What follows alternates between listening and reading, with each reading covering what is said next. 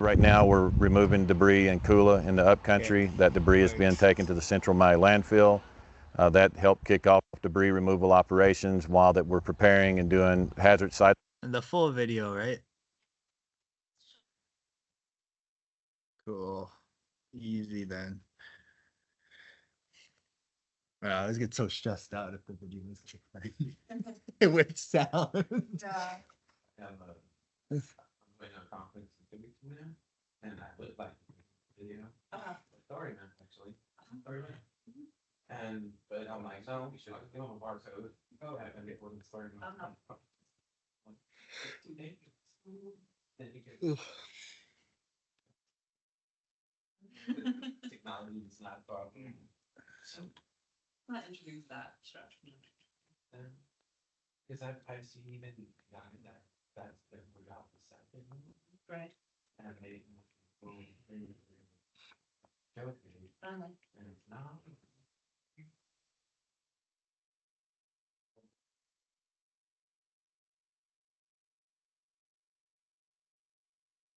We get to the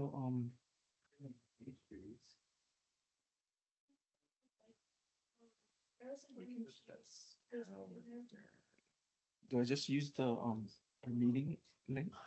Yeah, I think you can. Okay.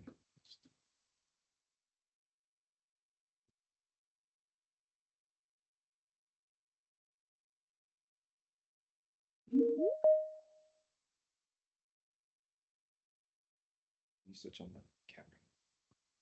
So make sure that all is.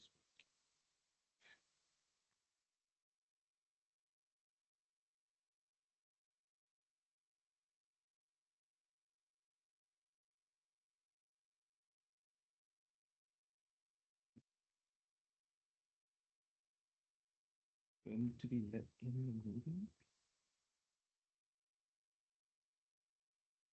I think I just let you in. You let me in. Mm-hmm. Oh. Is it so?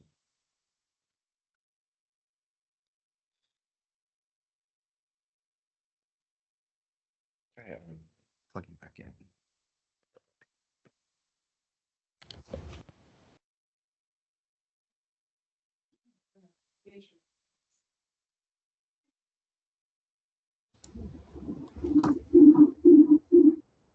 Mute.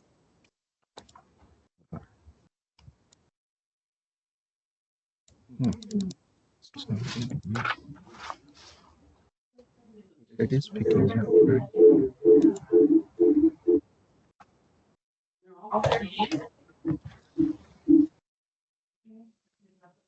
I think it froze for a second.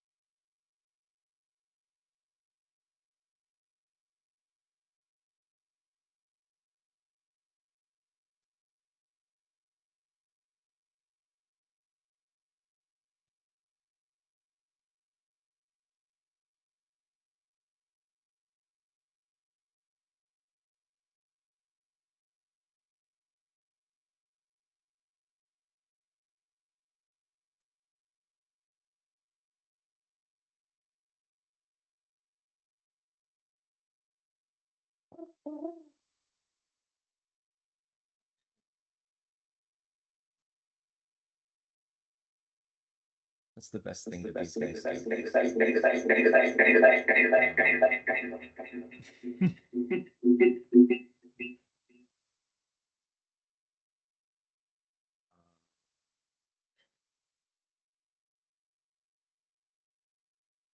So.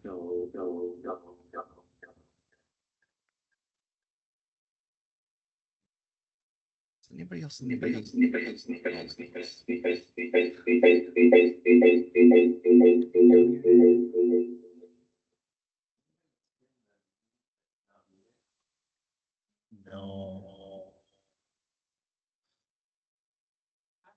Join, but I haven't yet.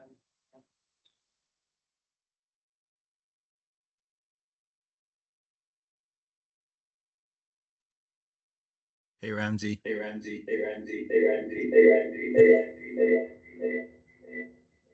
Wow.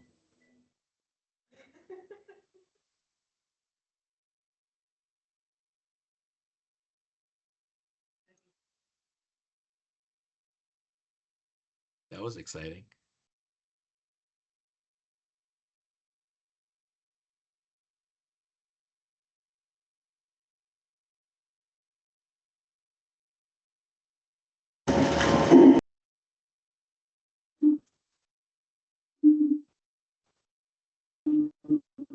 Hi, Katie.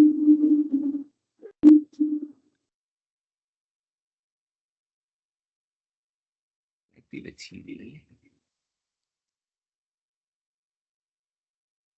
Let's wait for the last meetings.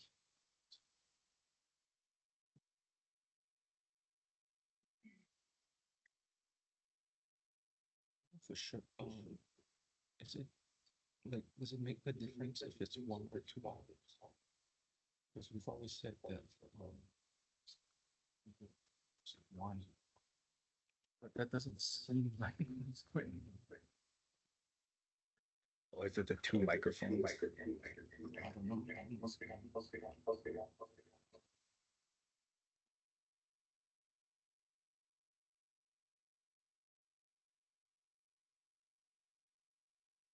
Is that better? Major echoes. Is that better? No. Nobody else think here's a meeting, right?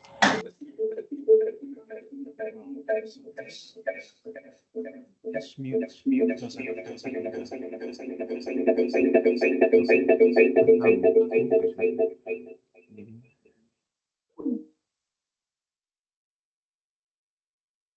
Try restarting. That was better.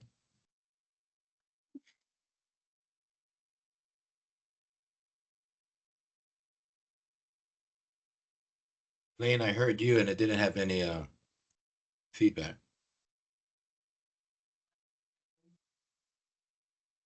Yeah, I exited the meeting, so. I see.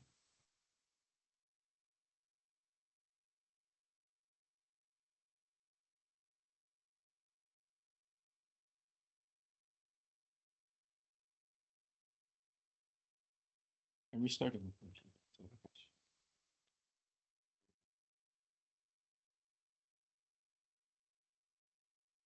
Stand by, turn it off and turn it back.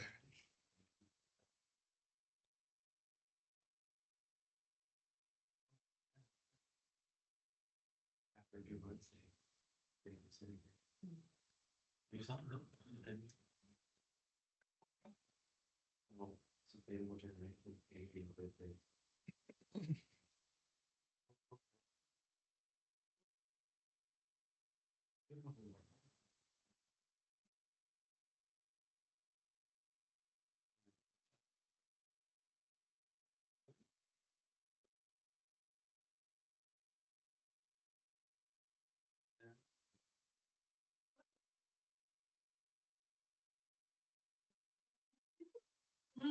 She's interesting.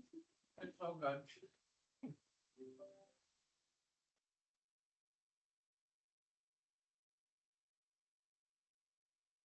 There's one location right here.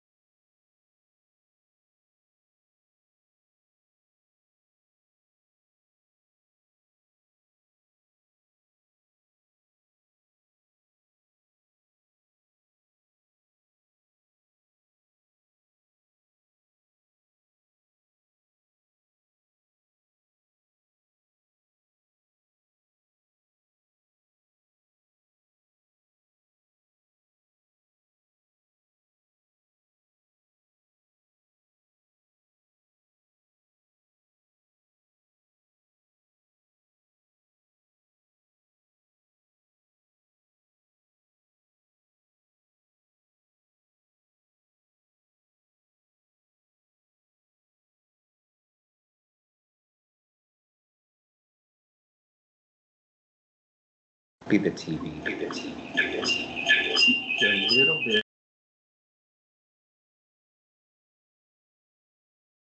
Okay, so they need to hear, but they need to hear this. Can you mute your speakers?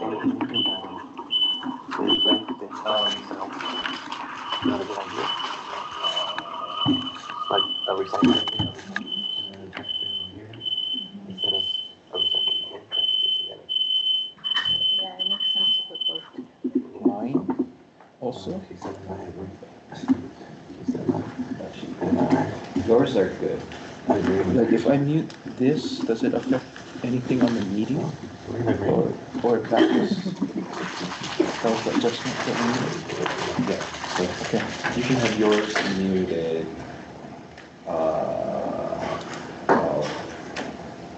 Video. It seems okay. So for the See, video, Mhm. I think you can. Ramsey, can you hear us? Yes, that improved significantly.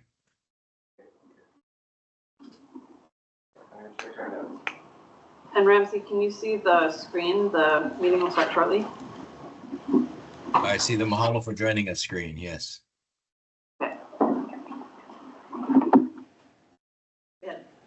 We were trying different things in the room, turning off and on different electronics.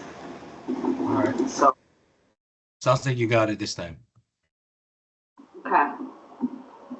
Oh, thank you for being here. Well, thank you. Can you hear me okay? Yeah. Great. You're good. Clay will figure it out. Should I see if the video sound plays? Yeah. That might have been the problem.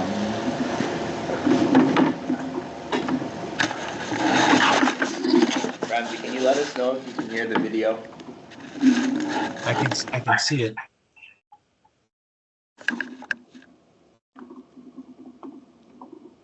hear it now?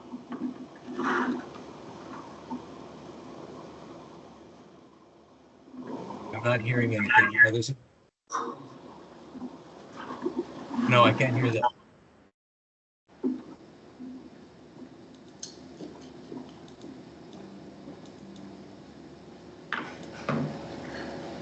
Okay.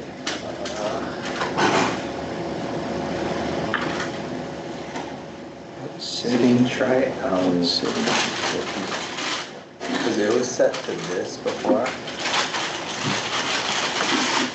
Okay. That's what it's usually set to, I think.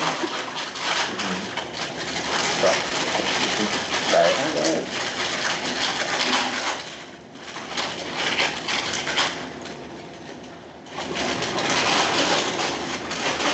How about now, Ramsey? Nothing. I see his mouth moving.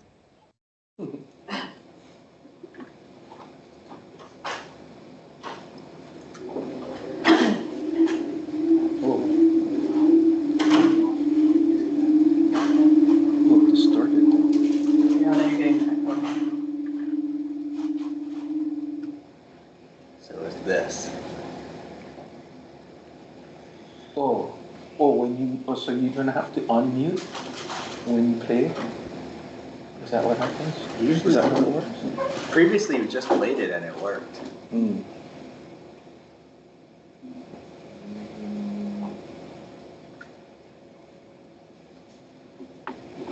Should Matt try to? So Katie, is Ramsey doing the intros or the, I guess going through the agenda? Let's see if I can. I can't. Yeah. Because usually he'll mention who the speakers Oh, are. yeah, you can just talk to him in the owl. Oh, I guess that's true. Can you hear me, Ramsey? I certainly can. How are you? Awesome. I'm doing good. How are you? I'm doing great, thank you. So, Yeah, I did plan to do the roll call again as before, but okay. Sounds good. And then we, typically also like to introduce the speakers. So one of our speakers, Joseph Grunditz, he mentioned that he needed to get approval from his higher ups, I guess, to see if they could have him present at our meeting. So I called him on last Friday. He said that he hadn't gotten confirmation, but that we could just mark him as yes for participating. So I've been following up with him throughout the week to get his slides as well as his headshot for the introductory slide. And he hasn't been responsive, so I'm not 100% sure if he's participating or not. So I guess if you want to introduce him as tentative, or maybe we don't even mention him, I'm not sure how we want to proceed in this situation. okay. His last name again was? Grunditz, Grunditz, Joseph Grunditz, and he's from FEMA. Okay. Well, I'll just hold on. I'll tell you. I'll let you go ahead and introduce him if he comes in, if that's okay. Okay. We Yeah, that works. Yeah, because we don't have an introductory slide for him, so I can just Right. verbally introduce him. Right. Is he the only guest? We also have another speaker, Zeph McKee, who's supposed to be attending in person, but he's not here yet, so hopefully he shows up Jeff soon. was gonna be here in person. Yes, that's what he Oh, told I us. assumed he was gonna be Unless he changed his mind. online.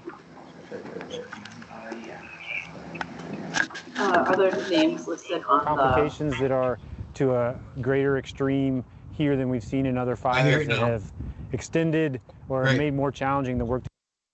Oh, cool. Wait, now it's off. Now it's echoey again.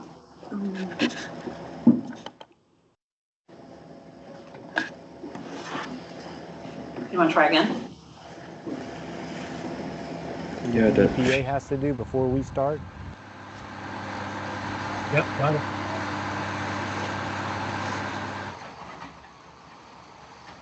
So they typically use insurance that, to push Ramsey? that debris. Got it. Okay.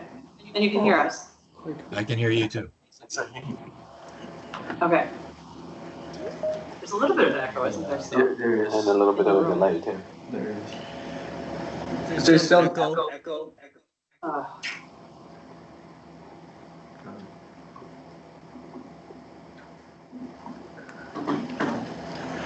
If I cut this,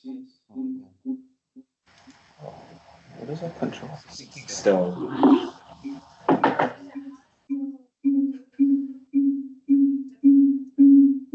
Yeah, it's back now. The feedback again.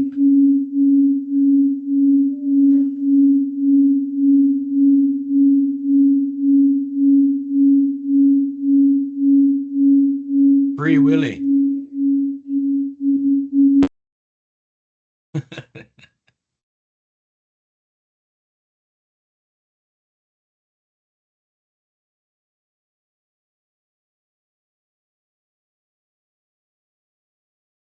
Sound like the whales were angry.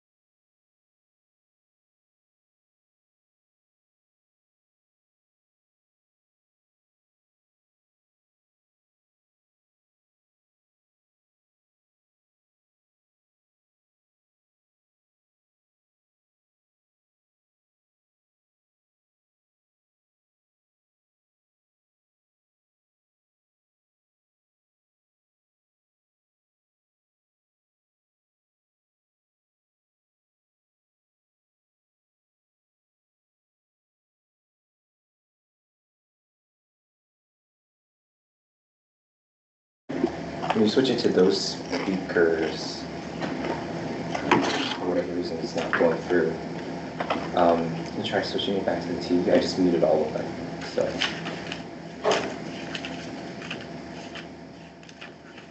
And then try to find the video.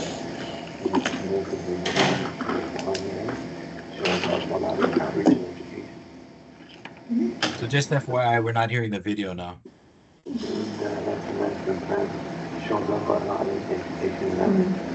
What is that? It's like a ham and cheese. This one. It smells so good. Peanuts on the nice. I'm gonna have some of that.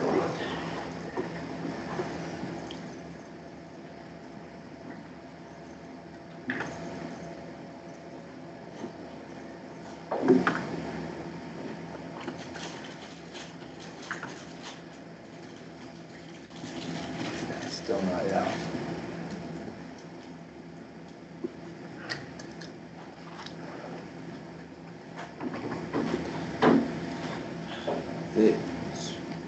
You can try plugging the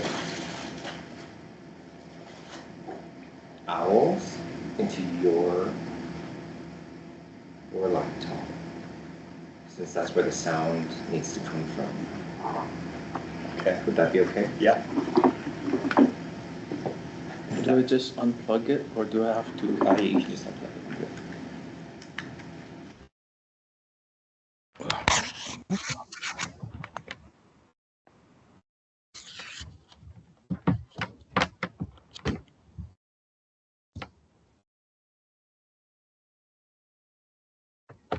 Okay, so you can switch to echo canceling speakerphone, and then turn on the camera.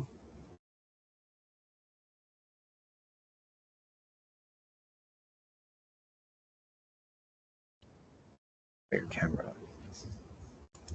It just has your blur preference. Just turn it to none. Try unmuting and then try When you playing. start discussing now student education, you start making that mention as well. So, as previously discussed, like a system. Right. So, yeah, I have what I say, as I said. FEMA has also provided guidelines for the development of disaster relief management plan, as we'll be discussing in greater detail during potential solutions discussion of the speaker. Yes.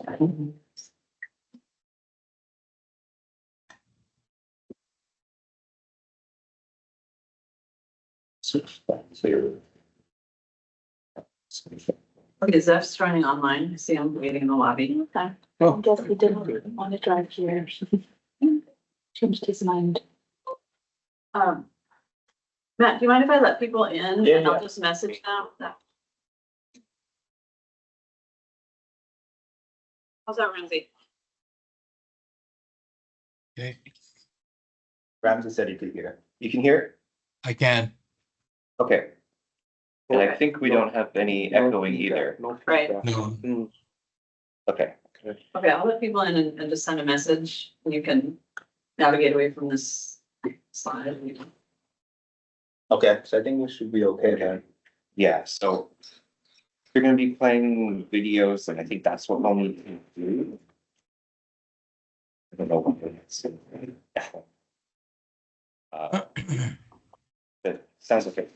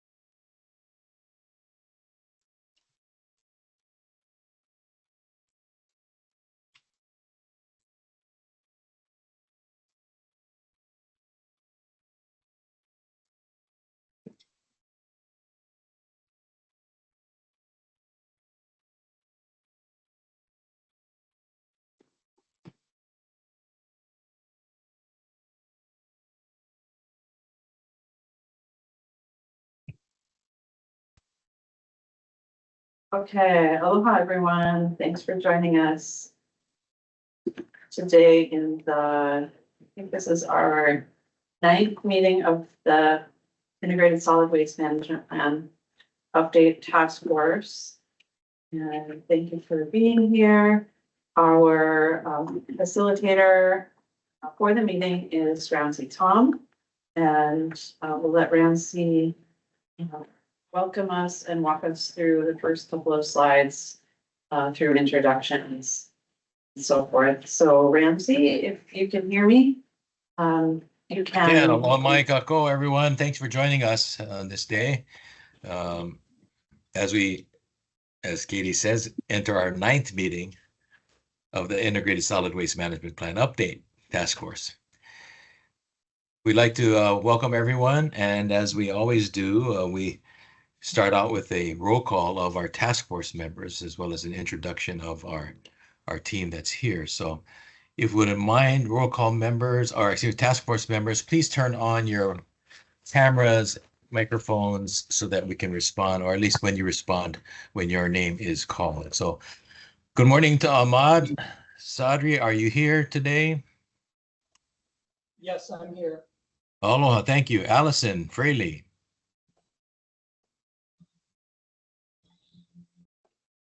Allison. Dominic Henriquez. Oh, Glenn, hi. Glenn, are you here?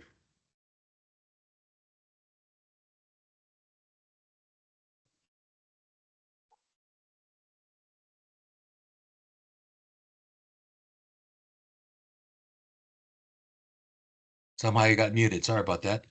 Where did I stop off? Dominic Henriquez? Oh, we heard Glenn, we heard you call for Glenn. And we Okay, didn't hear him reply. okay. Joey Hernandez, Christine Kubat. Aloha, Hello, yes, Chris. I'm here. Thanks for having Aloha, me. Chris. Aloha. Nicole Chatterson.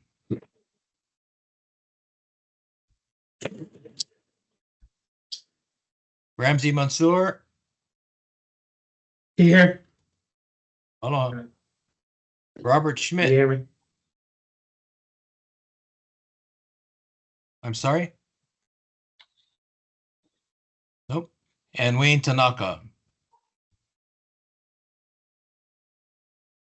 Okay, so we had responses from Ahmad, Christine, Ramsey.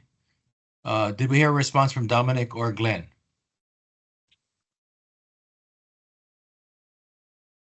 And Yes. I think Andy Boyd often fills in on Allison's behalf, and I see Oh, who's- Andy. Okay, Andy. Yes, I'm sorry. I'm sitting in for Allison. She's out of the office today, so I will be sitting in for County Kauai. Okay, great. Awesome. Thanks so much. Thank you. I'm sorry I missed the roll call. That's quite all right. Thanks for joining us. Appreciate that. Okay. Moving on, we'd like to ask our team to introduce themselves. State of Hawaii, please. Hi, morning everyone. Lane Otsu, Department of Health, Solid Waste Office. Hi, good morning. Raven Jimenez, also DOH Solid Waste Branch. Thank you. Anyone else, Lane, with joining you today from the staff? Nope, just the two of us this morning. Okay, Thank very you. good. Thank you. Thanks for having us again. To our consultants, Tetra Tech, please. Good morning, all. This is Gisela Herrera, Solid Waste Planner with Tetra Tech. Good morning, Cesar Leon, Solid Waste Planner with in charge of the Solid Waste Management Plan Update. Aloha, my name is Katie Collison. I'm a planner with PBR Hawaii. Aloha, Matt Nakamoto, planner at PBR Hawaii. And Gisela, I think, is going to introduce our guest speakers. Yes, we do have a couple of guest speakers with us here today. We do have Zeph McKee. If you want to introduce yourself, Zeph. Yeah, thank you. Aloha, good morning, everyone. Zeph McKee with the State of Hawaii, Hawaii Emergency Management Agency, Debris Operations. Thank you. Thank you, Zeph. And then we also have Joseph Grunditz from Federal Emergency Management Agency. Joseph, could you please introduce yourself? Morning, all. My name is Joseph Grunditz. I'm out of Region 9, FEMA, out of Oakland, California. I've been doing quite a bit of debris work in the Pacific in the last year and a half. I'm looking forward to presenting some of the lessons learned and maybe a quick spiel on what it takes to maintain FEMA eligibility and emergency debris work. Get some money into the pocket of our applicants. Look forward to the discussion. Thank you. Thank you, Joseph. Next slide, please, Matt. So for those of you that are on screen, you can see that our agenda is presented. We just gone through our task force roll call. Traditionally, we also do a general public comment period, which we then follow up with our wrap up from our previous session, which was about 30 minutes. We then will enter into the problem statement for this particular meeting and then have a discussion on potential solutions to close out our day. So for the general comment period, this is really to give people an opportunity to comment on either past, the last meeting, or really in preparation for today's meeting. We'll later take a break, 10 minutes. We'll compare and analyze do a comparative analysis of the work. Once again, coming back and giving opportunity for comment, and then discussing the potential solutions of today's discussions. We'll summarize the meeting and close with an adjournment following that component. So I think we're prepared to. Next slide, please. A reminder to all of our task force members that this is we are operating under Sunshine Law, which is an open meeting law, and the purpose is to help ensure the public has a meaningfully participate in the government process, such as this plan revision. All ISWMP task force meetings are open to the public and will follow the state's Sunshine Law. It's important to note discussion on task force business outside the public meeting is prohibited. This includes in-person communications as well as phone, email, and social media communications. Thank you, Matt. Our general ground rules is really aloha. Acknowledging the contributions of others. Please raise your hand. For those online, you do have an online button and hand. If you need support, please reach out to Katie via our chat. We ask that everyone keep your microphones off unless you're speaking or addressing the group. And again, always engage with an open mind and heart and listen before you respond or react. And always, it's just a sign of respect for others, their ideas, as well as our own. And again, operating from the principles of aloha, kindness, humility, patience, and of course, working together in unity. Thank you. So Gisela, do you want to make a comment about this wonderful, beautiful flower? Ramsey, I was hoping that you could take a moment and just ground us in the anniversary and recognize. Absolutely. Absolutely. Thanks. Every day is a special day, and here we are, basically a day and a year later, after the events of Lahaina, which has really changed not just the physical landscape, but the landscape in our minds and hearts about how we work and live in our communities. This image is really one of the Roselani, which is the flower and the color of Akala, pink, for the island of Maui. And so we take a moment to remember those who suffered from the fire and those that are still continuing to literally dig out of it and get their lives settled. And to all of those that have supported and assisted that in our process, including those that may be in the room with us today, we thank you for your support and service. But send special thoughts to all of our families in the community of Maui, Lahaina, as well as to all other communities that are impacted by this day. But the flower reminds us that, we can look forward to brighter times. And the work that we all do and the work we're doing here is to assist in that reality coming forward. So thank you for sharing this image and allowing us to take a moment. So if everyone would just take a moment to send a positive thought, right? An acknowledgement.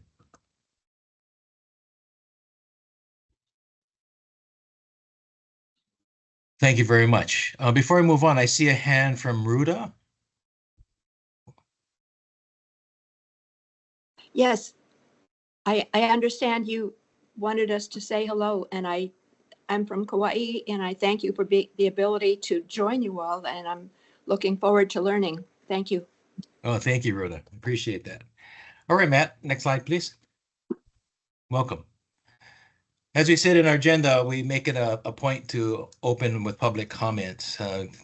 Give you a few minutes for those joining us from the public or from the community to provide some comments. In particular, if you aren't going to be able to stay through this meeting, but you have some thoughts that you'd like the task force to consider before leaving. So this would be the open floor for that purpose.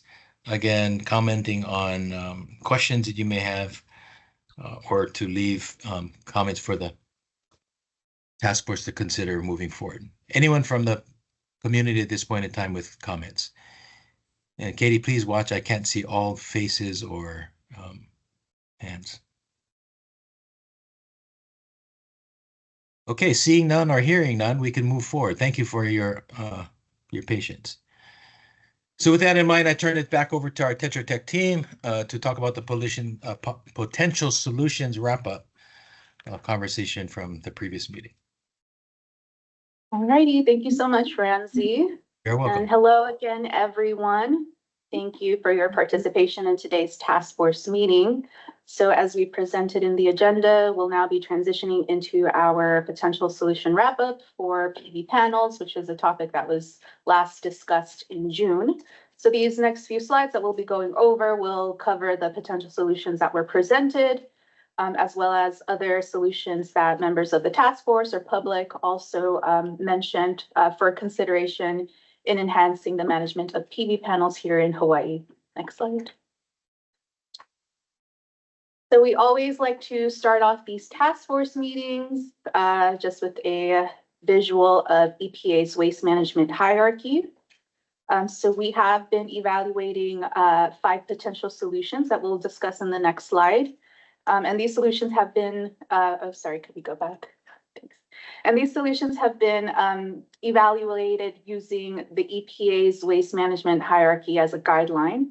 So the most desirable option would be to reduce the waste in the first place, followed by reusing the material more than once, recycle or composting to make materials into new products, followed by energy recovery. And then the last option would be the safe disposal of waste into a landfill. Next slide. And we've always evaluated each of these different topics using 5 potential solution categories. And so these categories include less wasteful alternatives, extended producer responsibility. We've also been looking at government programs and subsidies, outreach and education, and lastly, free market solutions as they are applicable to each of these topics.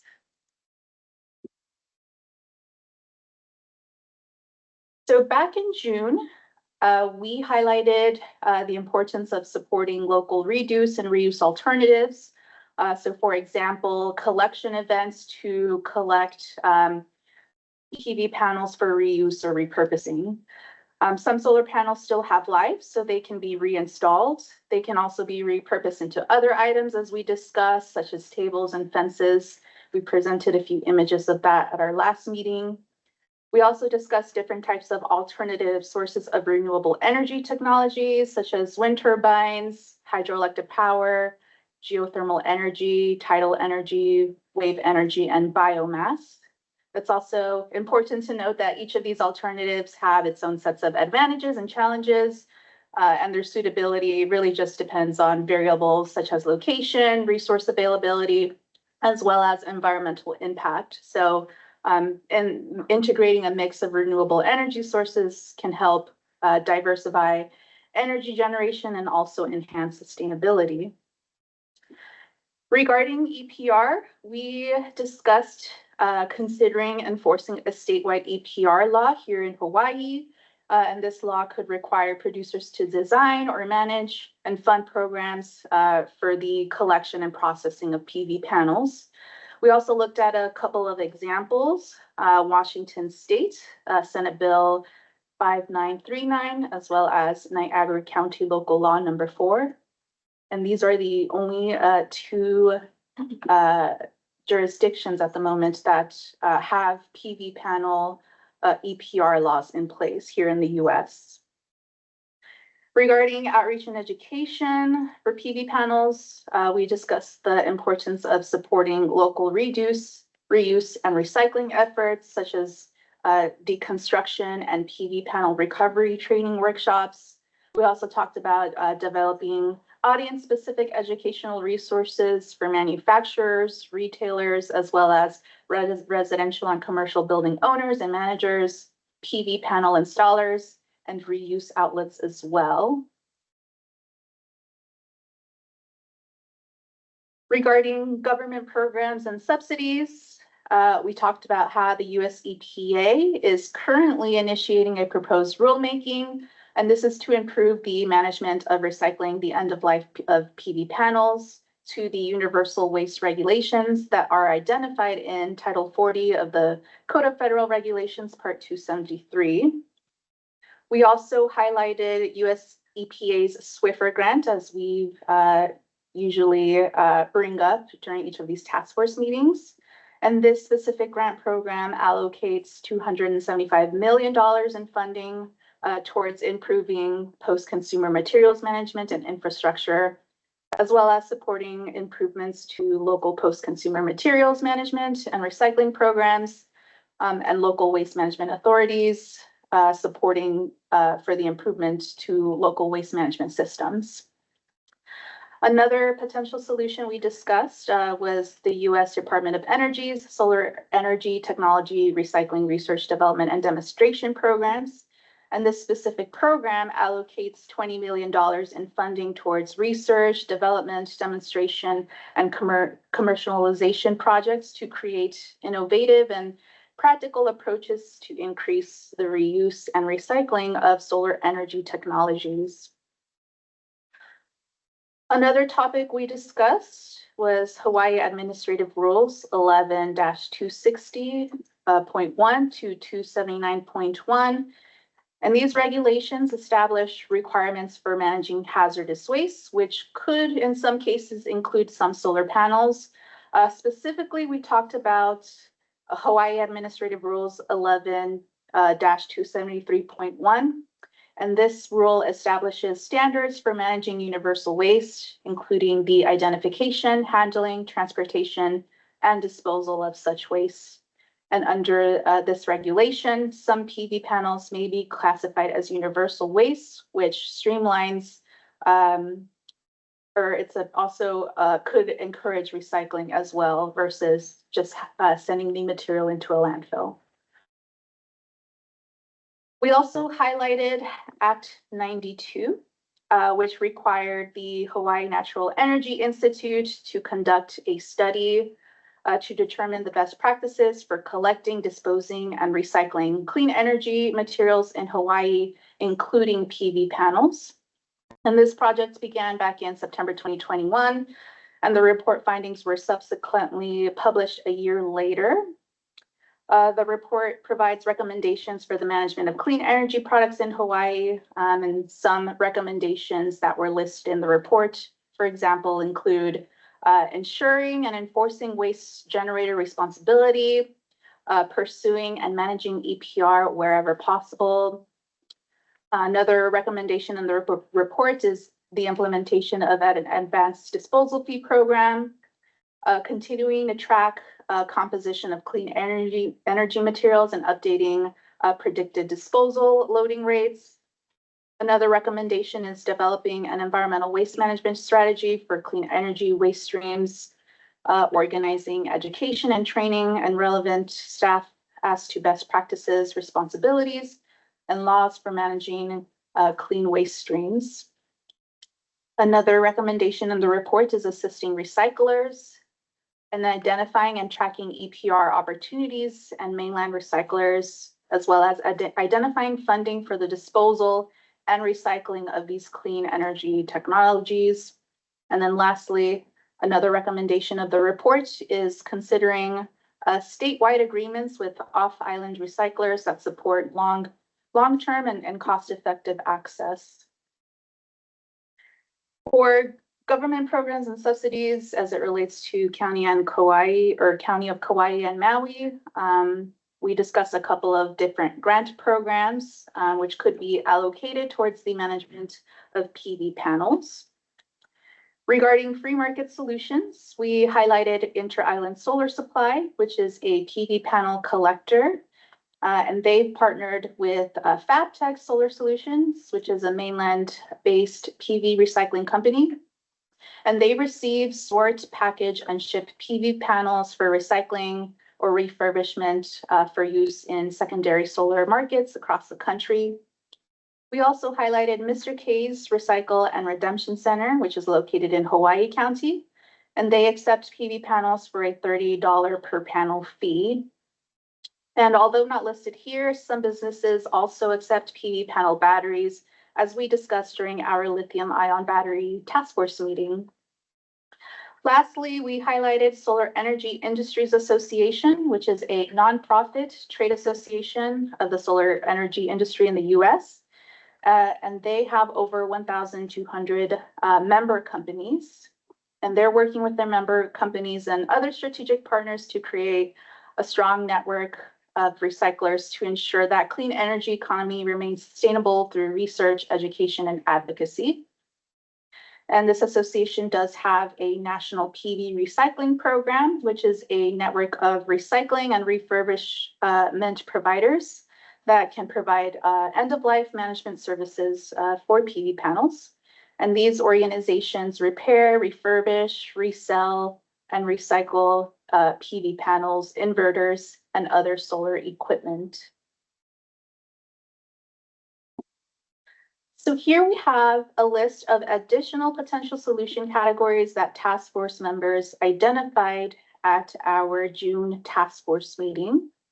So starting with resource reduction alternatives, task force members highlighted the importance of promoting circular economy, as well as reducing the overall energy demand in Hawaii, and therefore reducing the reliance on these technologies.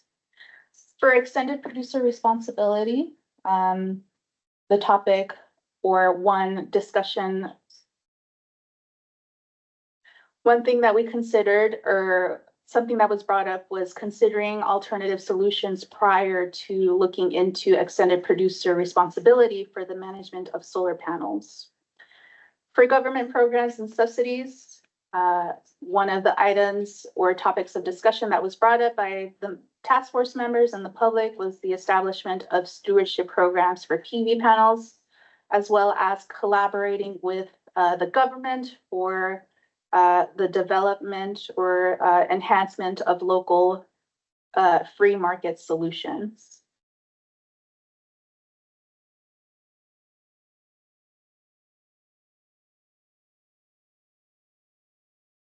Thank you, Gisela. So for that presentation, at this point, this is when we invite members from our community to share your thoughts on what you just heard and perhaps respond to a leading question, such as, do you envision the proposed solutions as ones that are implementable in Hawaii? As well as what challenges do you foresee, or do you have other thoughts regarding the information just shared with you? So again, opening the floor to our guests joining us from the public before we turn to our task force.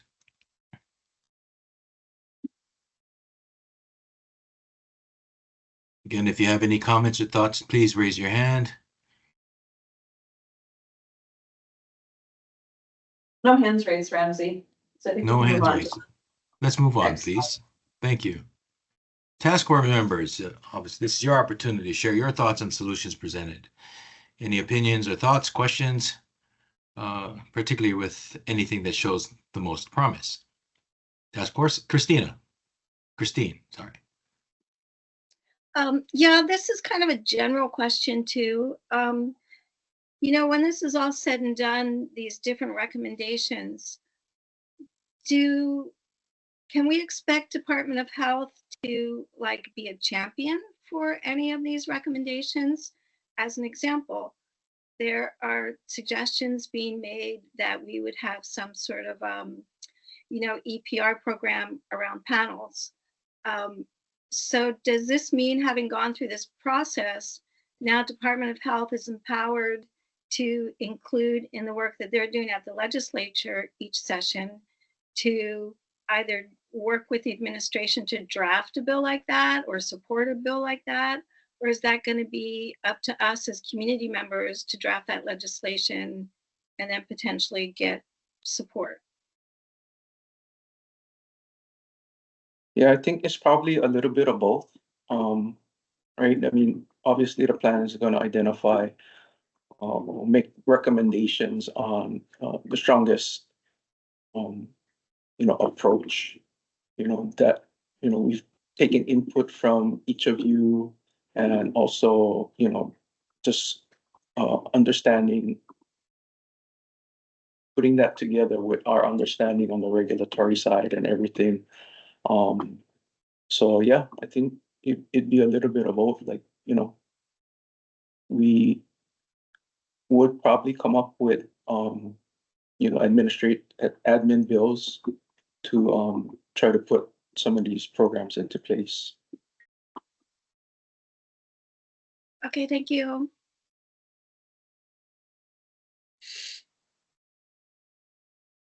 Task force members, any other questions or comments?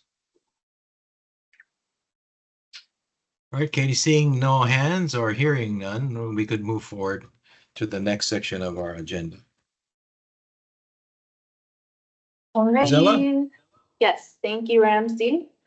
So we will now be transitioning into the main topic of today's meeting, which is to discuss disaster debris. Next slide, please. So as we've done with each of our topics, we have developed a problem statement for disaster debris. And as always, the problem statement can also be found in the meeting agenda if you would like to go back and read in greater detail. But in summary, the frequency and intensity of climate-related disasters are expected to increase as sea levels as well as oceanic and atmospheric temperatures continue to rise. And this will require diverse strategies and resources to properly manage such a varied waste composition. Additionally, disaster debris can contain hazardous material, which would pose health risks. Activities such as cleanup, transportation, and recycling, as well as associated record keeping for financial reimbursements, also requires significant resources, which may be limited in the aftermath of a disaster.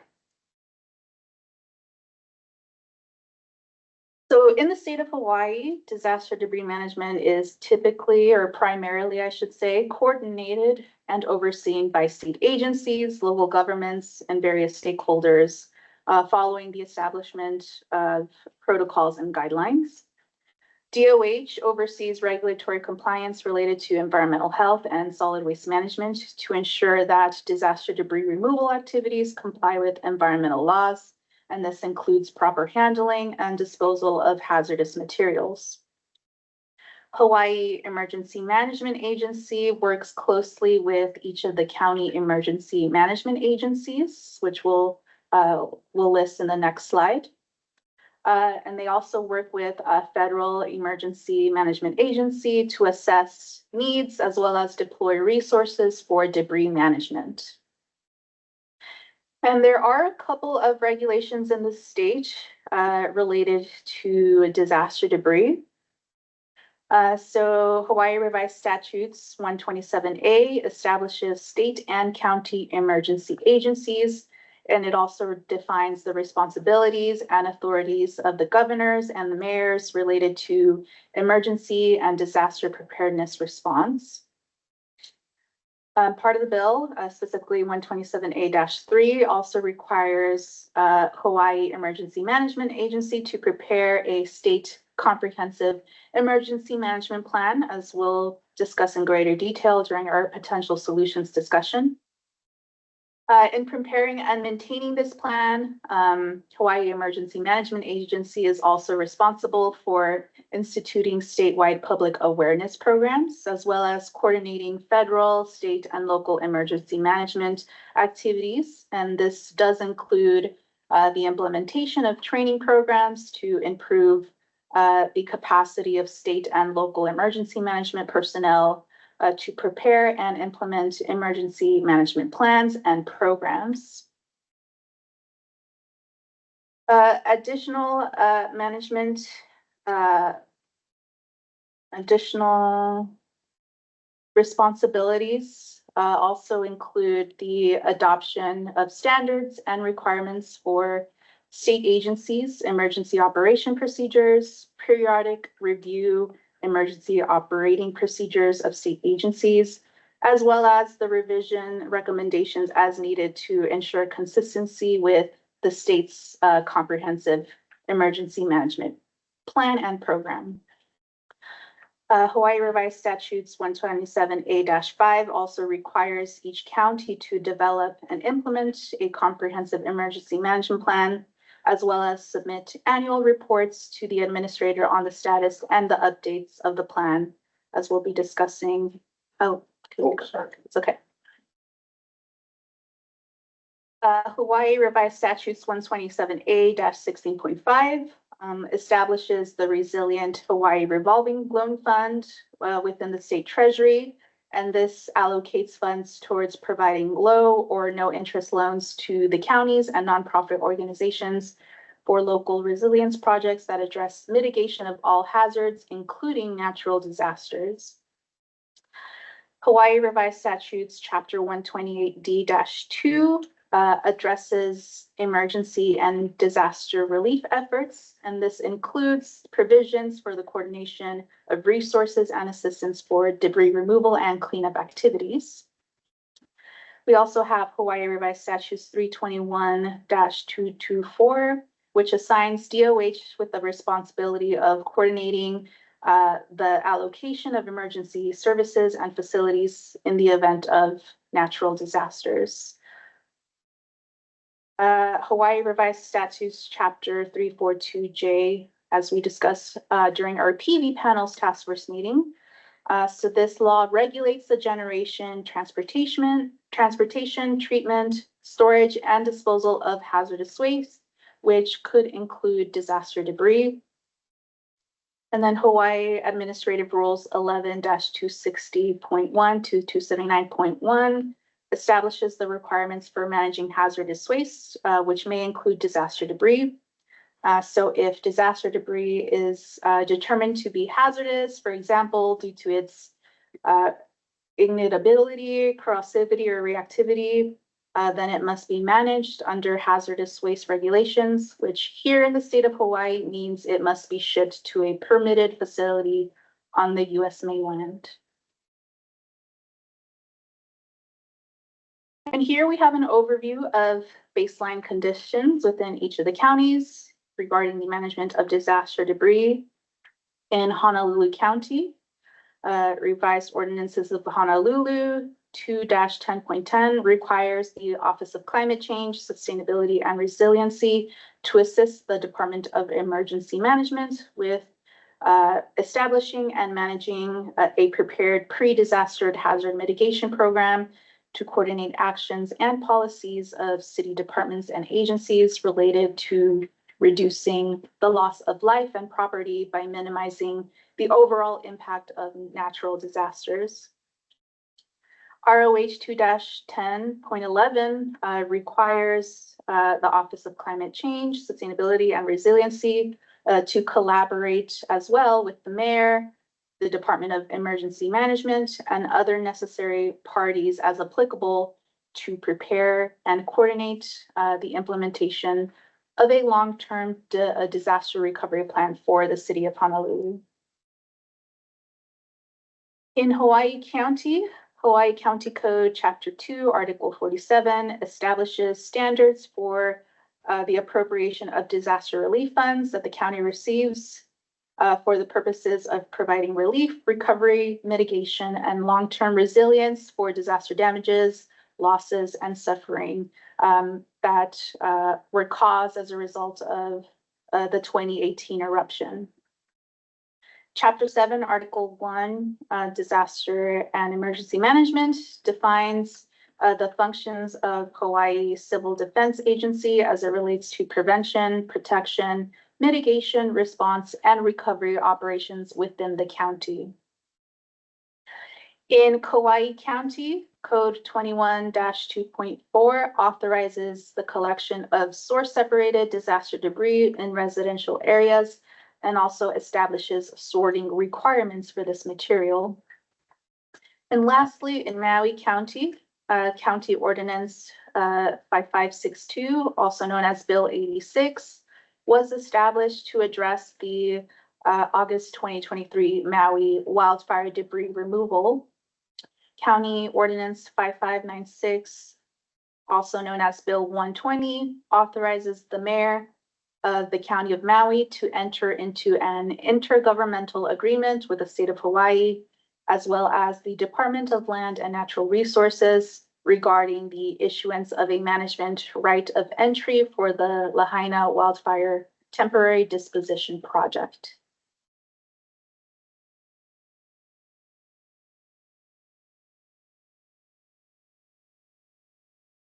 Thank you, Gisela. All right, entering that part of our program today, guests and members of our public. Again, we welcome you to provide your thoughts, comments, and questions. Again, a leading question for you to consider. Do you know of any additional problems associated with management of disaster debris in Hawaii that you think the task force should be addressing or be considering? In the meantime, your thoughts, comments, and questions are open at this time. Members of the community? Katie, seeing none, I'm going to ask Matt, if you would mind, let's move on to our task force.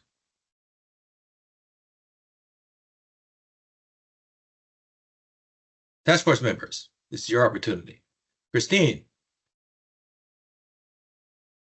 Here I am, always first to the plate. Well, okay, whatever.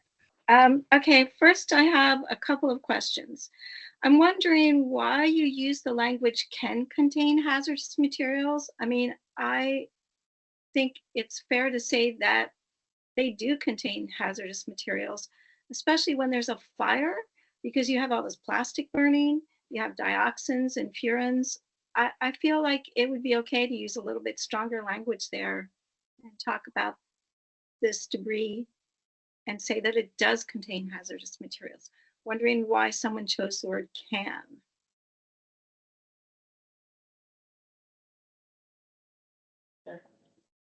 Yeah, it was probably just a poor choice of words because you are correct. There would definitely be hazardous material present in disaster debris. So we'll make sure to update our problem statement as applicable. I also want to add that looking at all the potential types of disasters, some disasters like fire would definitely have more hazardous waste than a different type of disaster that just maybe has more inerts or inert material would be the most significant. So obviously, if there is materials that we've been discussing like PV panels, lithium ion batteries, electric vehicles associated with such disaster, then the hazardous waste generation as part of that disaster would increase. Yeah, there's going to be degrees and a range of hazardous materials, but even like in flooding, when you have all of this oil coming from vehicles and things escaping from, you know, tanks and containment units, I think it's fair to say that they do contain. Anyway, my next question is, you said that the County of Kauai had passed regulations that required sorting requirements. And so who is doing that sorting? Who's required to do that sorting? Is that when you bring materials to the landfill or you bring materials to the county on Kauai, you have to come with them sorted? Or is this requiring the county to sort those materials? Yeah, so from my understanding is that the resident is responsible for sorting that material. But if I'm mistaken, I'm not sure if maybe someone from the County of Kauai has any input. Yeah, hi, Andy Boyd, County Kauai. It's my understanding, without going immediately into the regs there, that yes, you know, when we're working with residents and they're putting materials out to be collected or bringing them to, let's say, a temporary solid waste management site, that we would have them either sorted for collection at the curb and or it would be sorted at the temporary collection site. So that would be like in construction debris, it could be recycling, it could be hazardous waste, could be appliances, metals, all the different associated, you know, potential, categories. So again, that is not, I don't find that to be a very clear answer. It sounds like you're saying that it would be both the public and the private sector, because once you bring it to the landfill, well, first of all, you could have, you know, businesses that go around collecting materials, right? Curbside. And if it's not sorted, I just can't imagine how it would be convenient for those collectors, trash collectors, to pick the stuff up, sort it at the curb, and then keep it sorted on their trucks. So I think it would be really good for all of us who are concerned about this to have a better understanding of how that requirement would work, because it's really going to have an impact on what kind of infrastructure we need to have in place to manage the materials. Yeah, ultimately, the material we're trying to sort out is that because we can have it managed differently. I understand it can be, you know, when we're telling people to set materials out on certain times for the different materials. It could be yard waste one time, it could be appliances another time. So it's not, so yes, it could be, I don't think we're mixing yard waste and appliances is what I'm trying to get at. And so, and usually when you have your temporary permitted drop-off areas around the island, you would have locations where people who are bringing materials could sort it at that type of a facility. Because eventually that facility, it gets all moved out of there and it goes back to whatever its original purpose was. So if there's a private sector hauler that's bringing materials to the temporary drop-off center, when they roll up with those materials, they would be required to sort. Or it could be an already sorted load.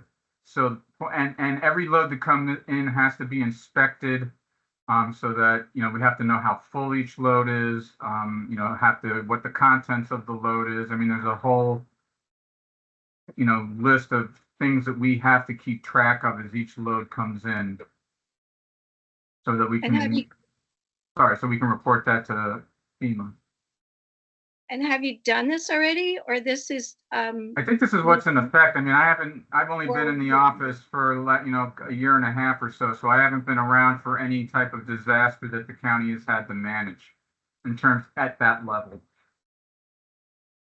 Andy, this is Ruta, could I just add a little bit to that?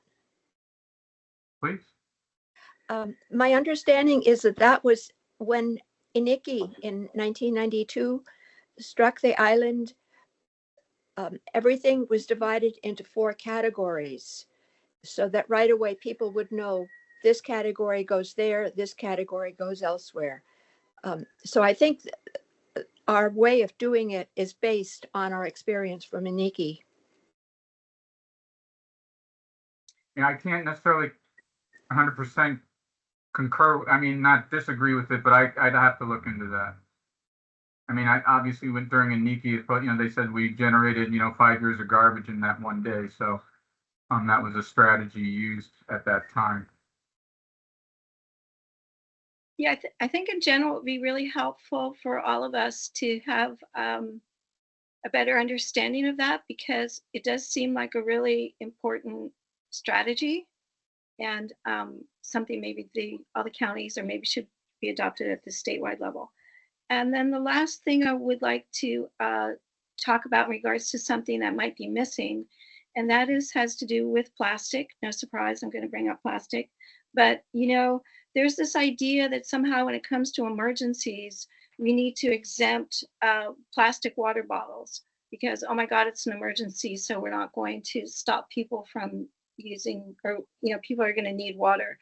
But there's no need for that water in an emergency to come in a plastic container of whatever size.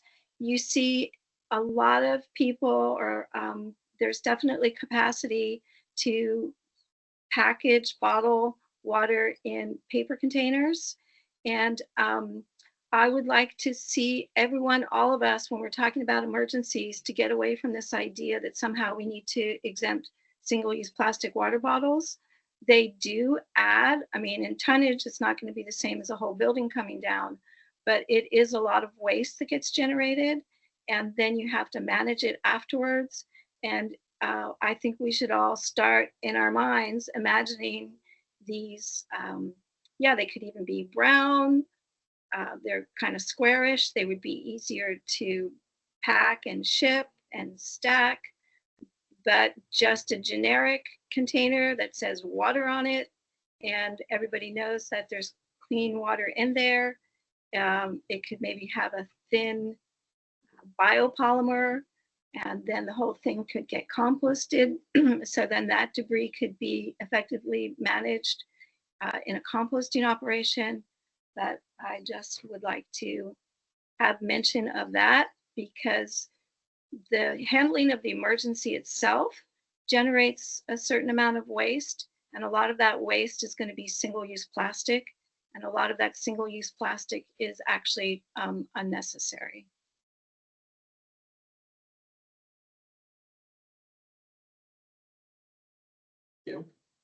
Christine?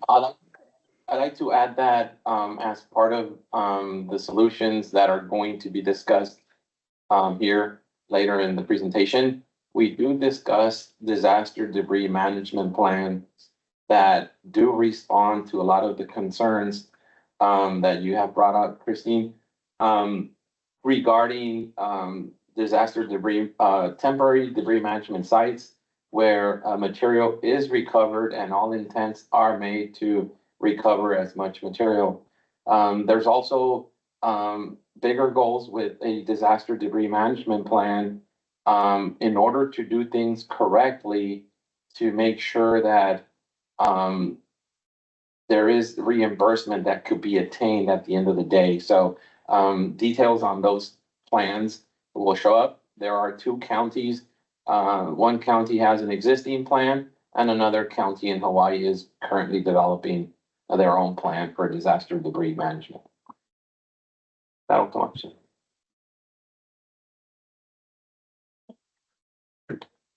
Thank you. Thanks again, Christine. I think Rudo was going to add a comment. Okay. Yes, thank you.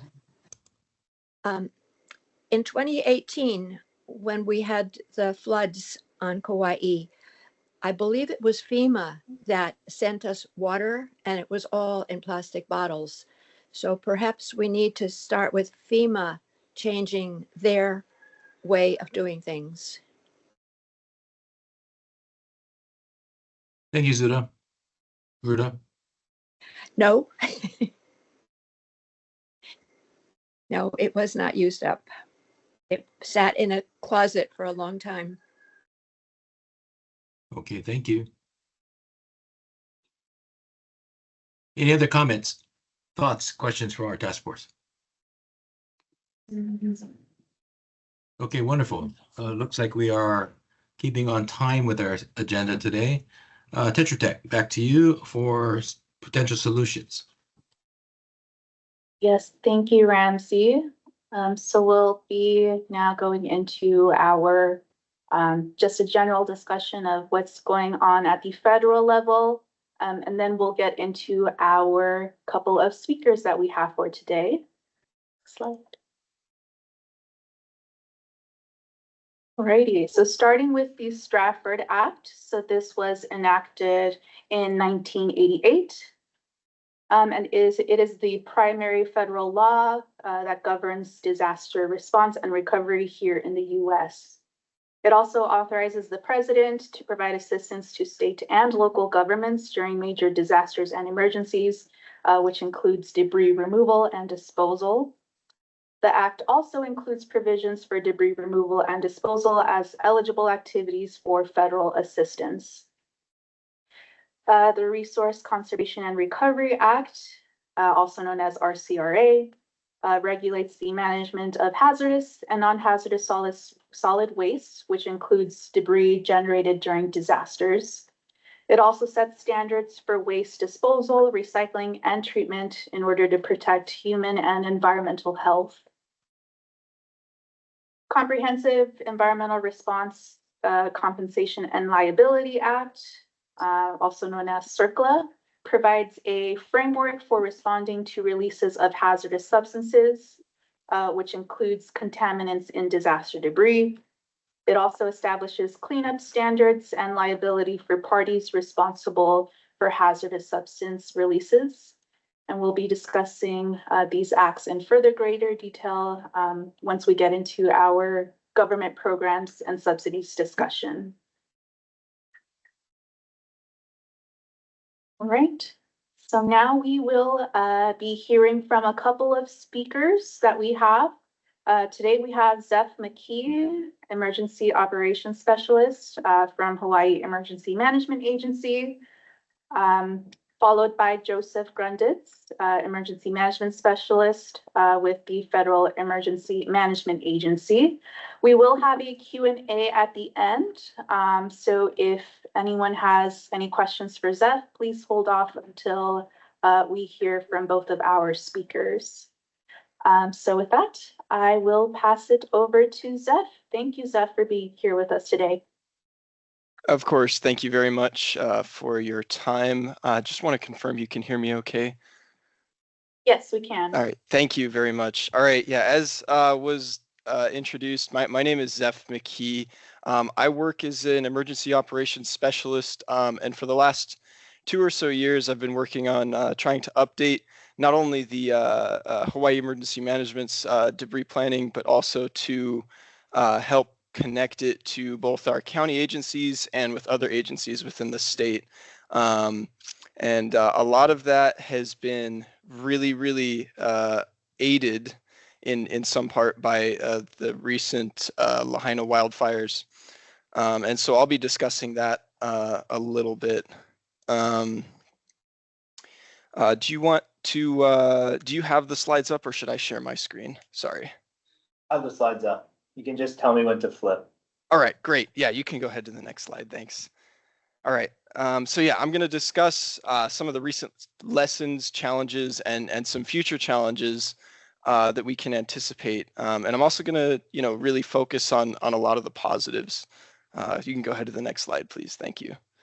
Yeah, I briefly introduced myself. So my role actually during this wildfire incident, and I've been working it since August 8th, actually, of last year, has been as the deputy lead of the debris task force on the state side. So what the debris task force for this incident looked like is we had people come in from every level of government. So we had the county government involved, as well as people from several state agencies, and then we had FEMA, the Federal Emergency Management Agency, also present.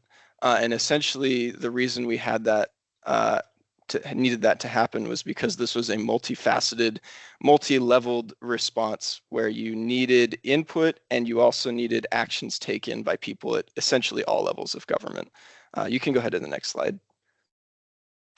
All right, so here's just the three. I'm just going to talk about 3 things. I'm going to briefly overview some of the debris hazards, what HIEMA's position is on them, and then I'm going to go over some challenges that we experienced during the Maui wildfires, some lessons we learned, and then just briefly discuss what the next steps after the wildfire could look like. Thank you. Go ahead. All right, so here's what we have briefly. These are the big 4 that we are concerned about. There are others. I'm not going to focus too much on the on flooding or tsunamis. Those remain to be very prescient and important issues, and ones that do cause high amounts of debris. But I do want to discuss tropical storms and hurricanes, and then obviously we'll get into wildfires as well. So you can go ahead, please. All right, so hurricanes this is the scenario that most county emergency management agencies base their debris operations planning on. And so I think all the counties have some sort of debris management response plan.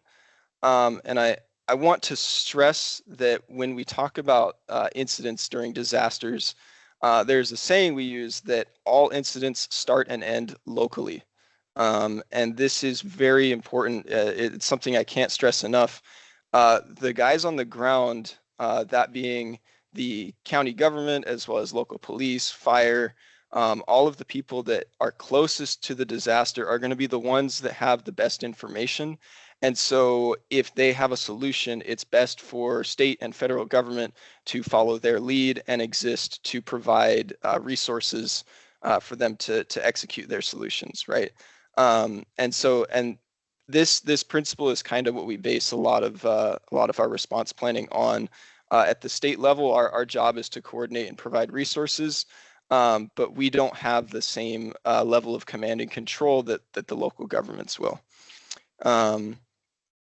So I want to talk about how some counties have their own contracting initiatives. City and County of Honolulu has an excellent contracting initiative to clear and manage debris after a disaster. And we're working on, building that capacity elsewhere in the state so that we can move forward with that and be better prepared. So in the case of a hurricane, you're going to see large swaths of mixed vegetative debris. There's a huge potential for construction and demolition debris.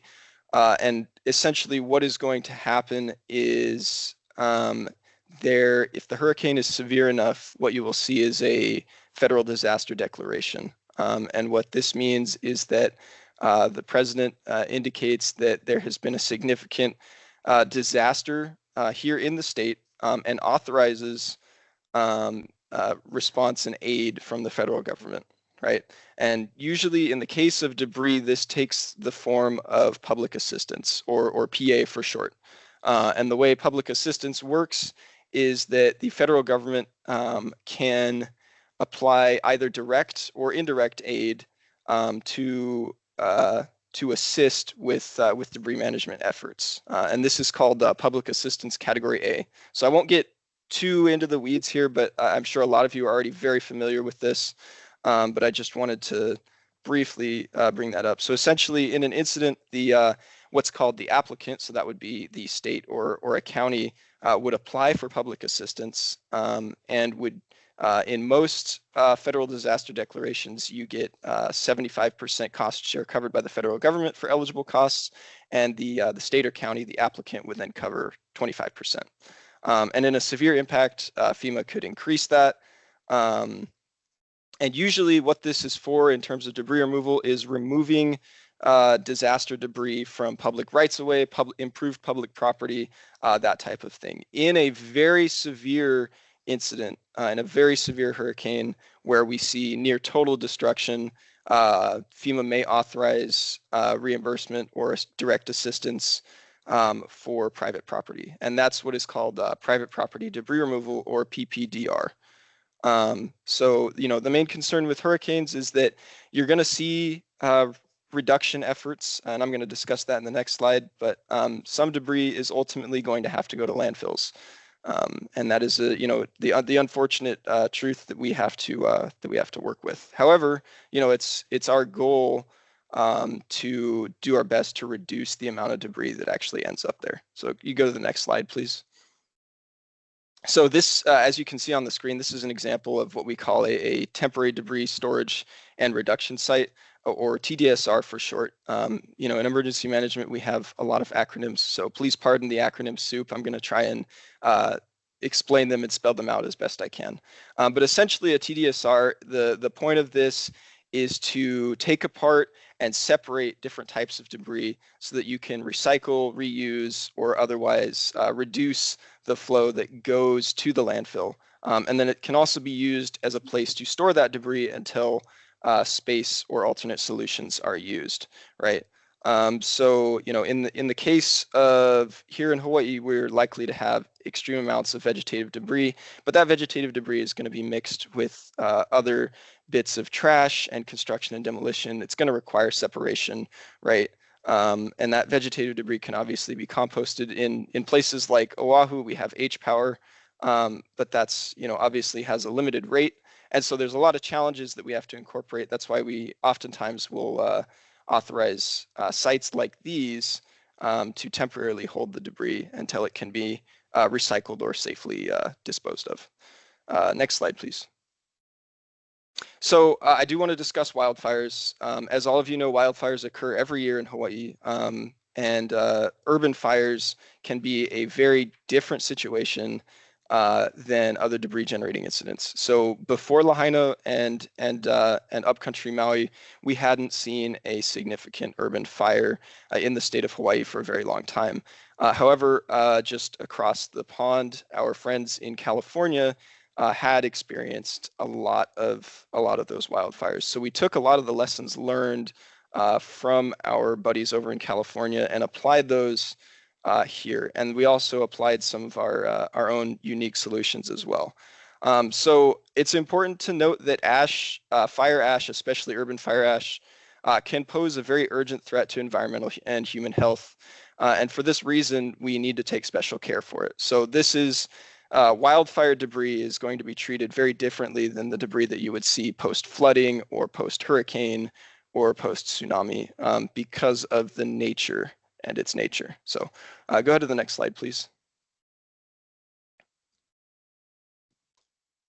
Thank you. All right, so I'm going to discuss briefly just the Maui wildfires here. You can see some pictures of some of the impacts that we saw. You can see that we saw, vehicles completely destroyed. We had, if you look down there at the bottom, you can see that there is a pool of what was melted aluminum as the car frame kind of came off and melted. And so because of, all of the different types of debris in here, we needed a very specific response to the wildfire. So go ahead to the next slide, please. So just a brief overview of the situation. So we had approximately 400,000 tons of debris spread between both upcountry Maui and Lahaina after the fires. This equated to about, the best way to visualize this is imagine 5 football fields of debris stacked on top of each other. This was a lot that we were dealing with, and it quickly became apparent that this was going to exceed any capacity that the county of Maui had to effectively manage this debris. Right on the state level, the state was not really prepared with an effective way to both store and contract removal for this debris. So we had that issue. Additionally, we did have an abundance of potentially hazardous lithium-ion batteries. So this was Tesla power packs that you would see on the side of people's buildings, electronic EVs, electronic vehicles, aerosol cans, fuel tanks, paints, lots of other harmful substances that needed to be removed. And then the ash, as was tested by the Department of Health, did contain a lot of heavy metals, namely lead and arsenic. The arsenic was left over from the sugarcane days, but it still remained a significant hazard. And this was very harmful to both human and environmental health. So the thing I want to stress the most here about this situation is that this was an uncontrolled environment. So all of this ash was sitting on top of a shoreline area very close to the ocean, in an area where you would see rain, frequent heavy winds. And so this uncontrolled environment meant that not only was the area immediately in Lahaina threatened, but it also meant that areas outside of Lahaina, namely the fragile coral reefs in the ocean close by, as well as adjacent communities, were also at risk because there was nothing to stop this debris from being scattered by just the natural weather and environment, right? So the goal here, and the biggest challenge, is we wanted to take things from an uncontrolled environment to a controlled environment. Next slide, please. So as I discussed briefly, the county and state didn't have a debris removal contract for a situation like this. There really wasn't any readily available landfill space on island. And we had a lot of concerns from the community, understandably, about transparency as to air quality monitoring data, as far as what was actually contained in the ash. And these concerns really prompted a very thorough response from the county, state, and federal government, and a commitment to greater transparency. So that was a huge positive. Next slide, please. So I want to just go briefly over the county, state, and federal response. So we did have a major disaster declaration. The county of Maui was responsible for clearing most of the roads off of the right-of-way, and they performed this very quickly so that search and rescue teams could come in behind them, as well as some of the mortuary services afterwards as well.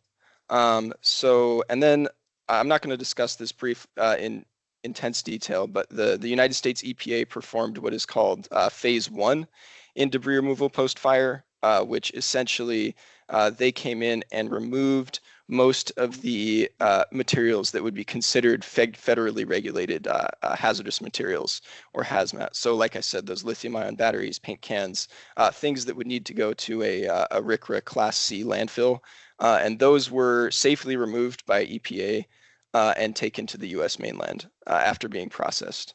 And that was a huge effort, and I want to recognize them, but that's not the main focus of our efforts here.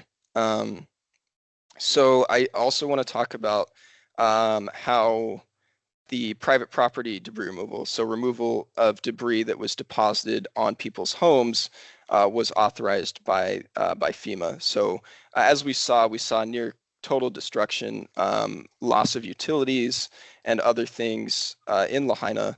And as a result, the state and county co-drafted a letter requesting that FEMA authorize public assistance for private property debris removal. And essentially what this allowed us to do, as FEMA approved it, it allowed us to go in and remove debris, almost all of the fire and ash debris in Lahaina. So regardless of whether it was on public or private property, FEMA would be able to help us cover that cost. So as the state and county didn't really have immediate capacity, FEMA also authorized what's called Direct Federal Assistance, DFA, and assigned the United States Army Corps of Engineers to manage the removal mission. This is what's called, in FEMA terms, a mission assignment. And finally, we designated a temporary debris storage site. And so this was something that we did not take lightly. It was a very difficult decision because we understood that no location for potentially hazardous debris would be popular in the community. So we wanted to select an area that had already been disturbed so that we wouldn't have additional ground disturbance, and also an area that would be at a significant location from any other infrastructure, especially drinking water infrastructure, and one that would have a minimal environmental impact. So we did find an area that was immediately south of Lahaina that was a former quarry that met all of these requirements, and it was under the management of the Department of Land and Natural Resources, and we were able to transfer that over to the County of Maui, which then authorized a right of entry to the Army Corps of Engineers to begin using that area as a temporary debris storage site. And I'm going to discuss some of the precautions and some of the fantastic technologies that were used to safely contain debris in what was otherwise an uncontained and unmanaged situation. So next slide, please. So here's some pictures you can see of the West Maui TDS. So it was designed and engineered in conjunction with the Army Corps of Engineers, as well as the County of Maui Department of Environmental Management, and the Department of Health at the state level. So we did normally for something this extensive, we would require a long regulatory review by the Department of Health. However, we did have support from the Office of the Governor as well as the Office of the Mayor to make sure that this could be expedited. So some of the things that this temporary debris site, or TDS for short, featured was an 80 millimeter impermeable liner, as well as low permeability soil beneath it and a leachate collection system. So if you look here in the bottom right, you can see that's what is called a leachate basin. So any water that was able to enter from the top of the temporary storage site would be collected and then filtered down to a secondary basin where it could then be filtered. And what this ensured was that there would be no potential for heavy metals ever entering either the groundwater or making their way to the ocean. This data, the data of all of and this is tested and required to be released to the public every 3 months. So that data of both the testing of the site and testing of the surrounding environment is present on Maui Recovers website, and you can go there and view that, and it's updated every 3 months. There's an excellent team. We have an excellent subject matter expert from the US EPA that assists us in putting that together and making sure it's well articulated so that the public can understand it. Additionally, the Army Corps of Engineers did install upgradient and downgradient groundwater monitoring wells. And the debris, as it was placed in the site, is deposited alongside soil, daily cover, soil tack application is used, and it is a much better situation than what was initially the situation on the ground in Lahaina, which was uncontrolled debris constantly emptying into the ocean and other areas, right? To date, we haven't seen any effects to the groundwater, and we haven't seen any significant leakage in the protection system here. And as I did mention, this is a temporary site. It will eventually, all of this debris will be removed and taken to a Class D landfill, and the plan to do that is to do that in Central Maui. So I do want to, that's essentially the West Maui TDS, and that was the solution that we had. I'll go to the next slide, please. So I just want to talk a little bit about some of the lessons learned after the wildfire. So a lot of county agencies saw that that this was a huge event that would necessitate updating debris management plans. And so that's currently ongoing. I'm working on updating the state's disaster debris management plan with lessons learned from this, as well as in conjunction with all of the subject matter experts around here in the state of Hawaii. So I do want to talk about a very important lesson learned from the wildfire. So I did mention that the Army Corps of Engineers was direct mission assigned to assist with this. So the Army Corps of Engineers was a very expensive option. So while the FEMA cost share for this incident was approved at 90-10, which meant that FEMA would cover 90% of the cost, that still meant that there would be a significant cost from the state side. So looking forward, the goal is to build state capacity so that the state could manage their own debris removal missions, because not only would that come at a lower cost to the state, but it would additionally give the state more flexibility to choose where it wanted to, how it wanted to go about these debris removal missions. And an example of this is, there are a few partially damaged properties that were considered by FEMA to be ineligible for the Army Corps mission, that if the state were in charge of it, they would be able to remove themselves, right? So these are some looking forward, some main goals that we can look to. Hopefully and looking forward, we can use the lessons we learned and also the relationships that we forged here in responding to the wildfires to not only increase our capacity, but hopefully increase our preparedness for the next incident that happens. So I just want to recognize that this was a huge effort from and collaboration from the County of Maui, the Department of Land and Natural Resources, the Department of Health, as well as, I can't thank enough our federal partners at both FEMA and the Army Corps of Engineers for assisting with this. And I think that after this incident, with these lessons learned, we'll be much better prepared for the future. So that concludes my presentation on that. But I am open. Did you want to go into questions now, or will we wait until after Joe's presentation? Yes. Yeah, we'll hold the questions to the end of our speaker portion. So yes, thank you, Zeph. We'll go back to you if anyone has any questions for Zeph once we conclude with Joseph's presentation. So we'll now be transitioning with or into Joseph Grundit's presentation, Emergency Management Specialist from Federal Emergency Management Agency. So Joseph, take it away. Thank you for the participation.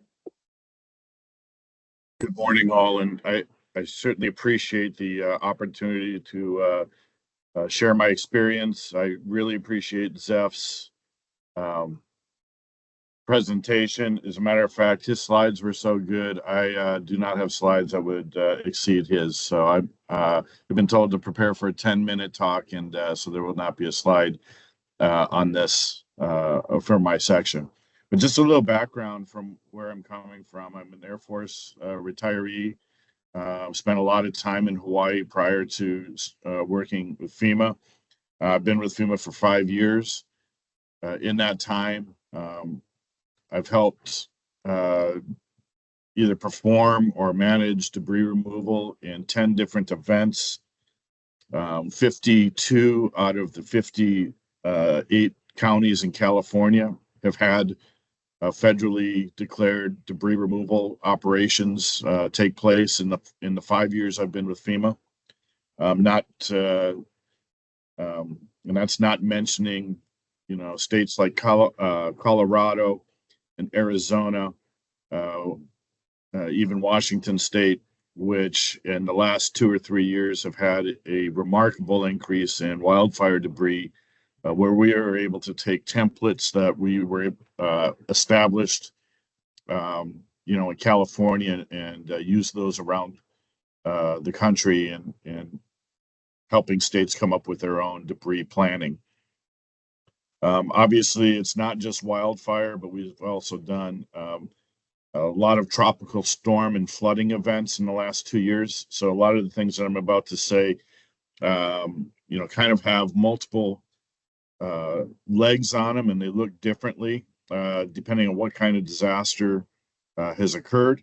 But my goal here today is to kind of show the audience the pathway to federal participation in a debris removal disaster. Sorry about that.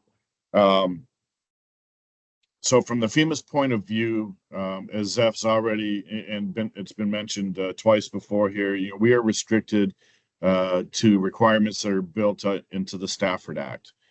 We are not able to freely just do whatever is needed at any expense.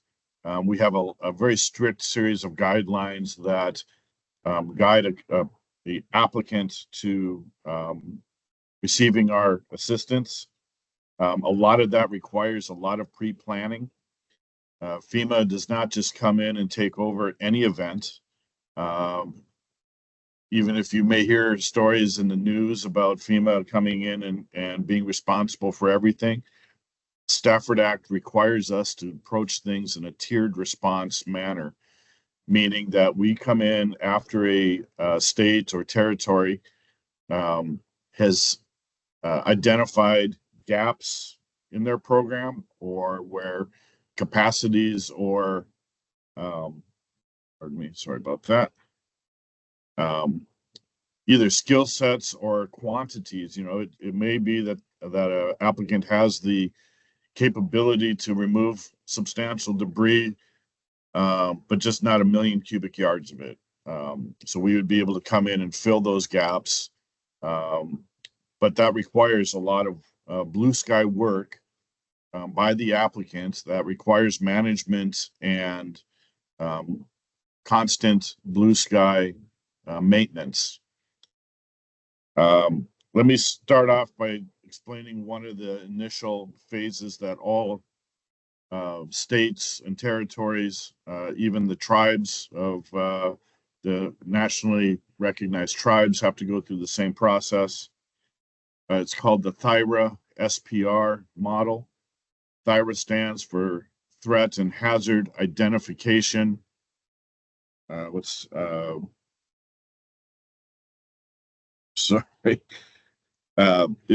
where a county would go through or a state would go through and say, what are the top 5 or 10 things that we would see in our communities that we would have to have a disaster plan for. We require 3, but many states go and list emergency procedures for dozens of different environments that concerns that would come up in case of a disaster. To follow up the THIRA process is called the SPR. That's the stakeholder preparedness review. This is a review of everything from contracting to land issues to staffing, communication issues, advanced warning issues, the different things that the state or territory has decided to fund and give itself a base level of preparedness for its communities. Where FEMA then would pick up is once a declaration, as Zeph already described very well in his presentation, after the presidential declaration has gone out, we would pick up with that plan, and hopefully that's whatever the event is. In this case, we'll use the wildfires as in Lahaina is kind of our example. Then we would go down the debris removal plans. It would obviously interface with how mass care plans had been laid out, housing plans.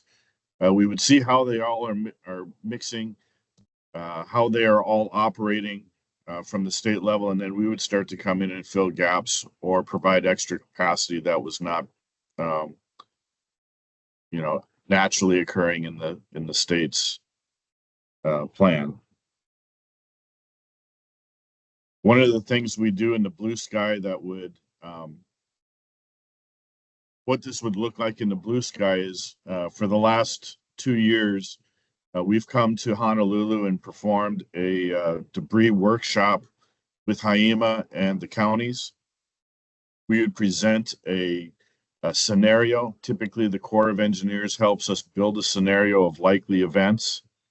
I believe the last year's event, the scenario was a tropical storm, Category 4, approaching from the south and hitting 4 of the Hawaiian Islands.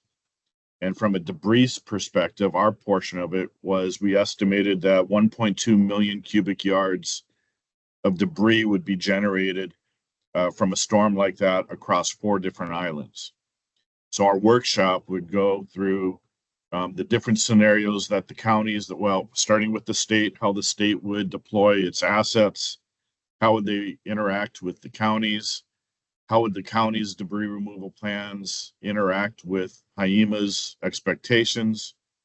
And we would just go down the list, and the counties would brief out on how their plan would take care of 1.2 million cubic yards. Some of the things we would talk about is it's already been mentioned, debris waste stream management. How do you separate the waste streams? What are the different requirements? Obviously, Honolulu with the high power plant has a very different approach than Hawaii or the Big Island or even Maui here. And so we would look at what are the shortfalls, where would federal dollars need to be spent?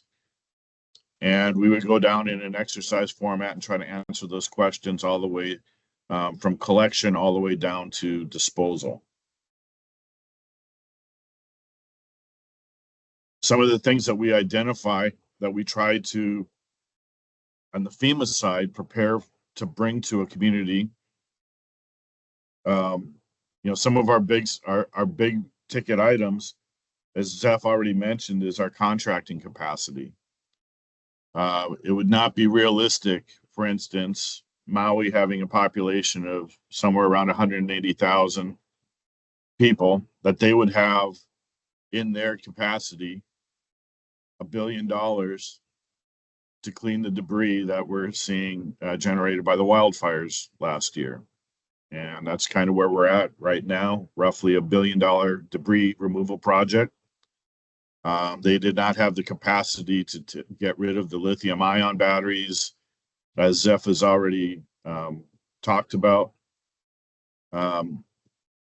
Even if those batteries were brand new, still in the wrapper, trying to find a shipper that would take that kind of a product off island across the ocean and presumably disposal area in California is impossible.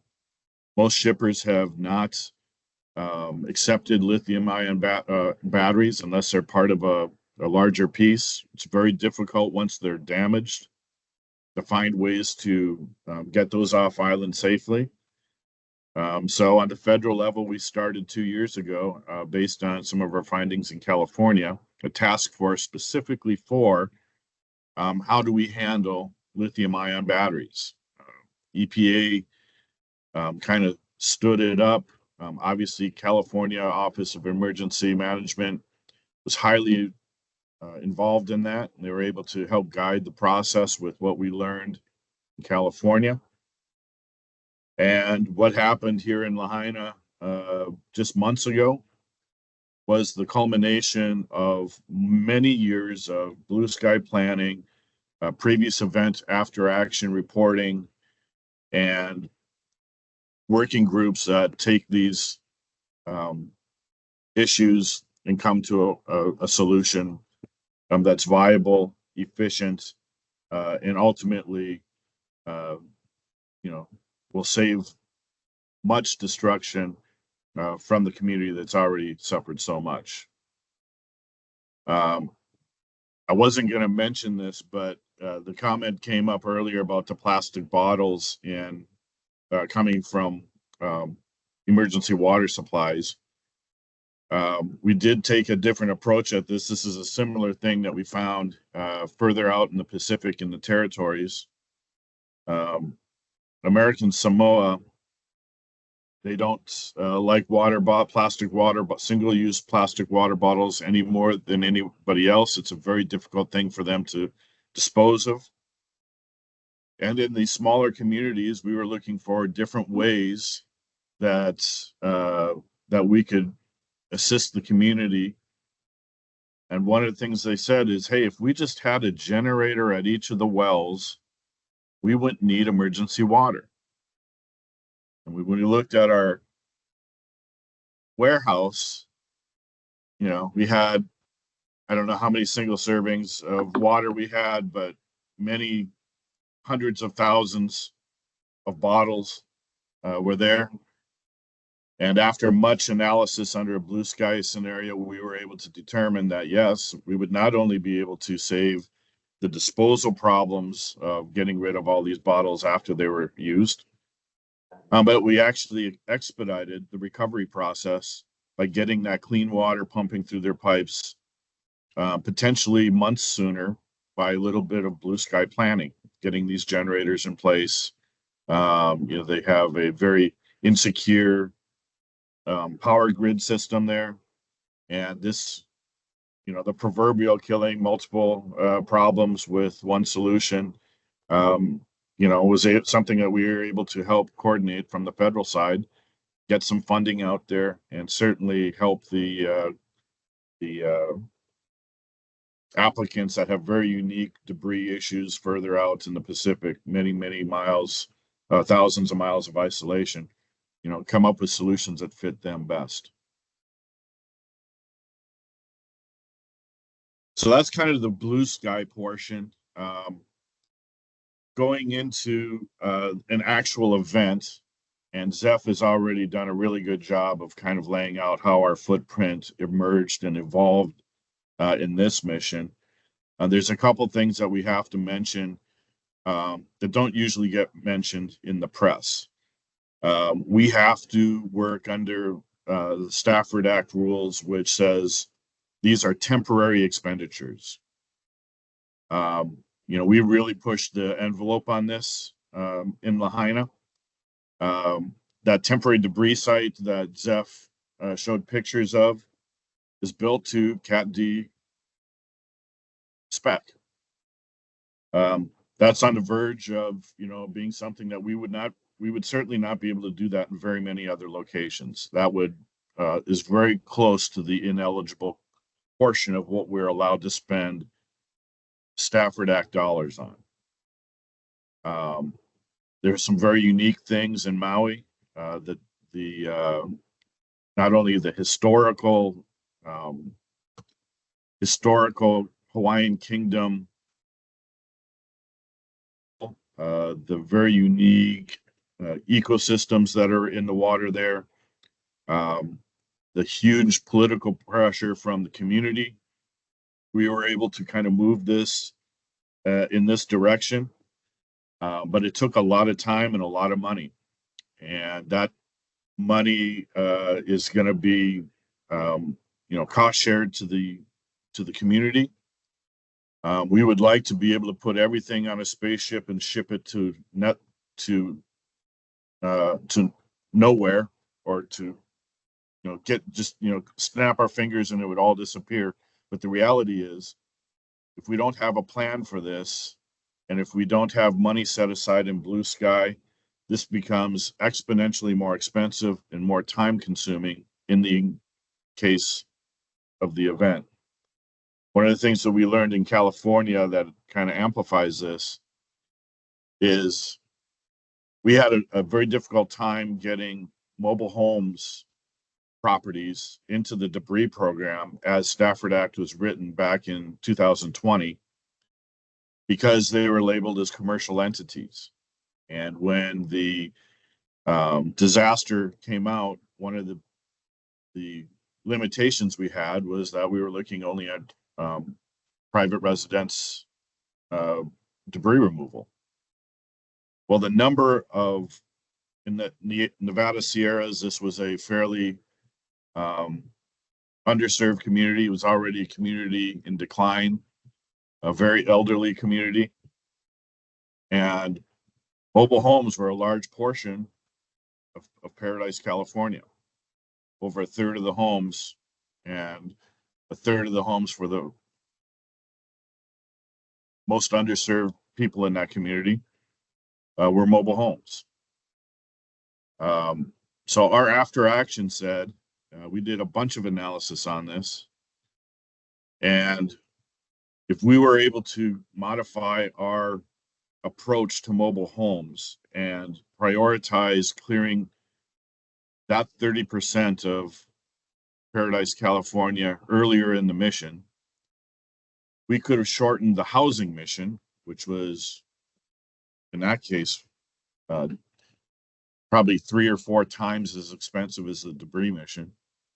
We could have cut housing wait lists by over a year. And if you're a survivor living in a hotel for a year, which now a lot of folks from Lahaina have that experience, you know how difficult that is to think about recovery in your community when you're living in hotel rooms. So we were able to kind of integrate that into our debris plan.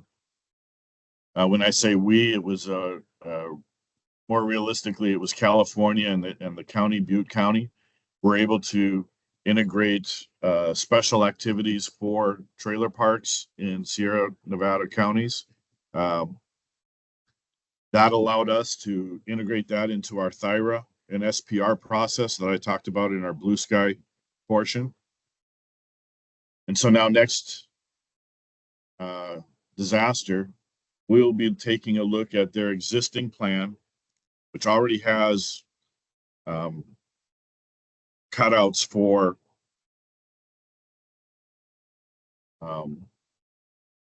mobile home parks, and that section of their community.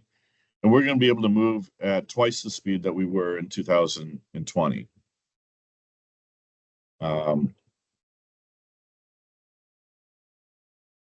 We're looking forward to continuing to partner with our Maui counterparts and our Haima counterparts in moving our mission forward from the temporary debris site over to Central Maui.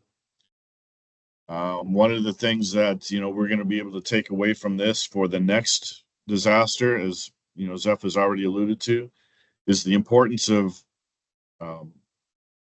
communities to already have robust debris removal plans, including landfill space, airspace.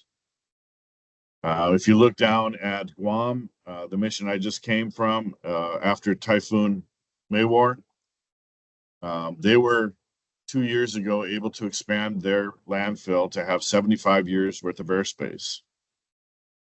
That mission is very different and was able to conclude at a fraction of the time than our mission in Maui, simply because there was more airspace and we did not have to wait for county directed land acquisition and construction of landfill volume. I think Zeph has already alluded to some other changes in the written debris plan. I think with the events, this wasn't the only fire in the 8 months I've been here in Maui. I think we've had 5 other fires. I would presume that the next series of Thyra events in Hawaii will include wildfire preparations, where we can go and start taking some of these lessons learned, integrating them into the formalized planning process under Blue Sky. And we will be a stronger community, a stronger state, and overall a stronger country because of this planning approach that, as I've mentioned already, has on dozens of occasions just in the last few years really evolved emergency response with more capacity and capability than what we were just a few years prior. I think my time is my 10 minutes is up. Let me step back for questions. I'll turn it back over to our hosts. Appreciated the time. Thank you, Joseph. Yes, we now have an opportunity if anyone has any questions for either Zeph or Joe. Joseph, now is the time. Please raise your hand and unmute your mic if you have a question or a comment.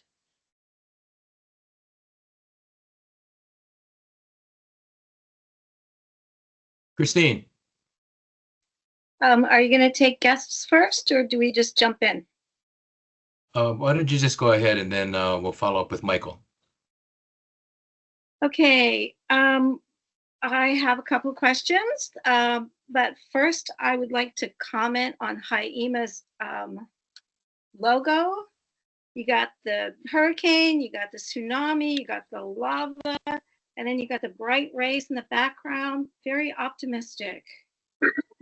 Also wondering if Joseph got the hearts I sent him when he was talking about the plastic water bottles. Okay. I did, thank you. Yeah, thank you. Okay, so my question is about dioxins and furans. I hear talk about testing for things, but I don't hear anybody talking about that.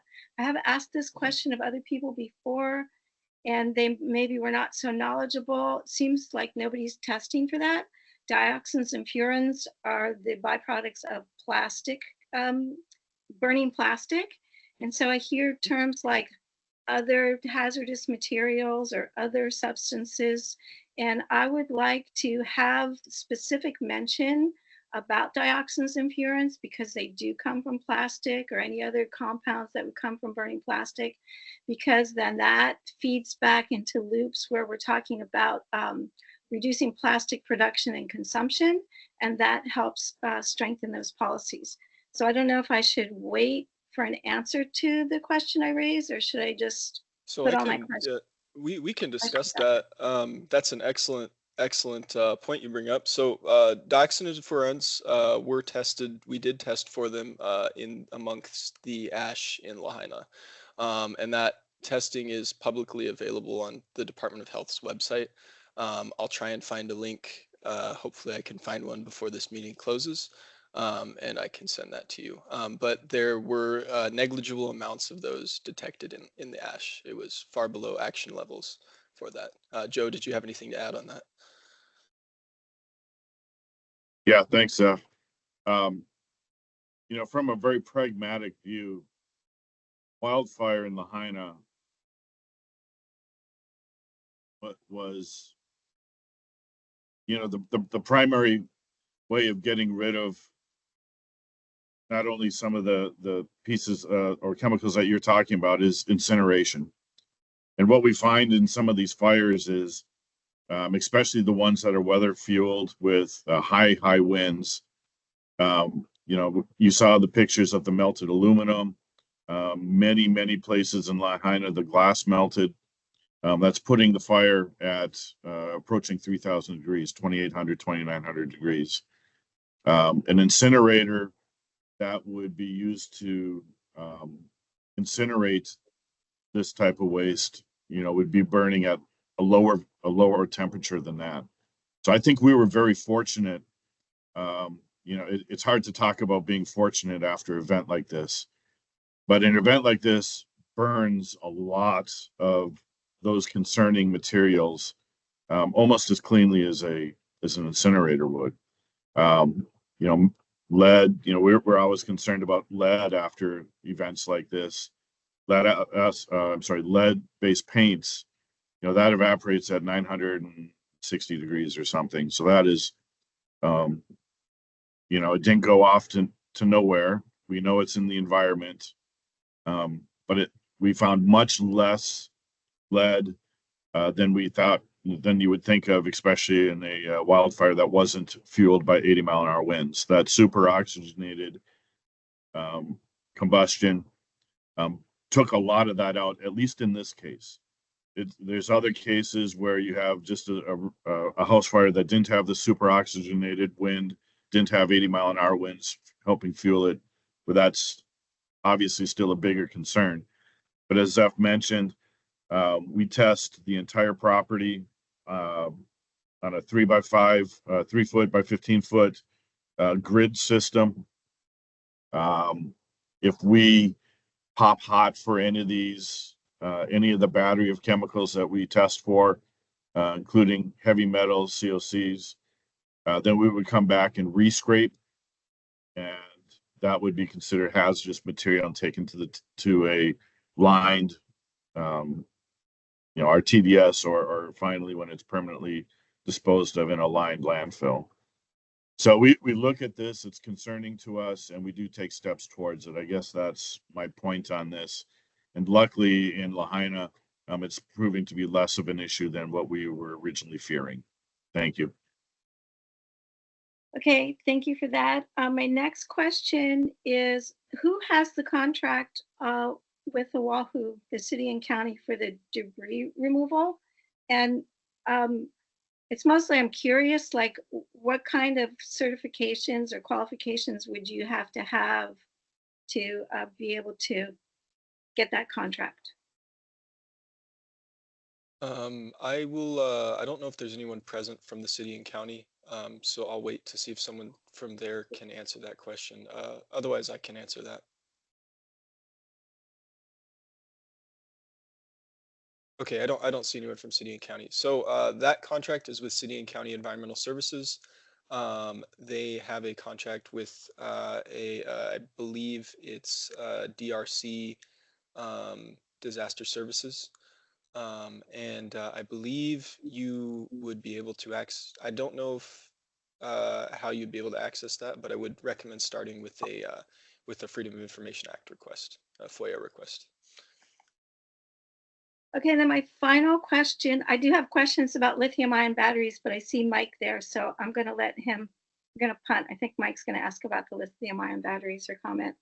Anyway, my last question is about bioremediation. If you can talk a little bit about the work that's being done to remediate the soils. Yeah, I can speak to that briefly. So there were a bunch of propositions for soil remediation to be included in the immediate response program.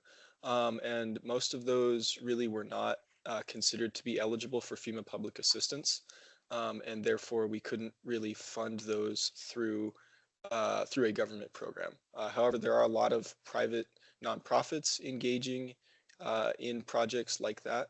And because of the huge, encouragement from the community to investigate and engage in some of these alternate programs, as well as bioremediation, we're looking into seeing if we can expand our capacity to use that in the next incident.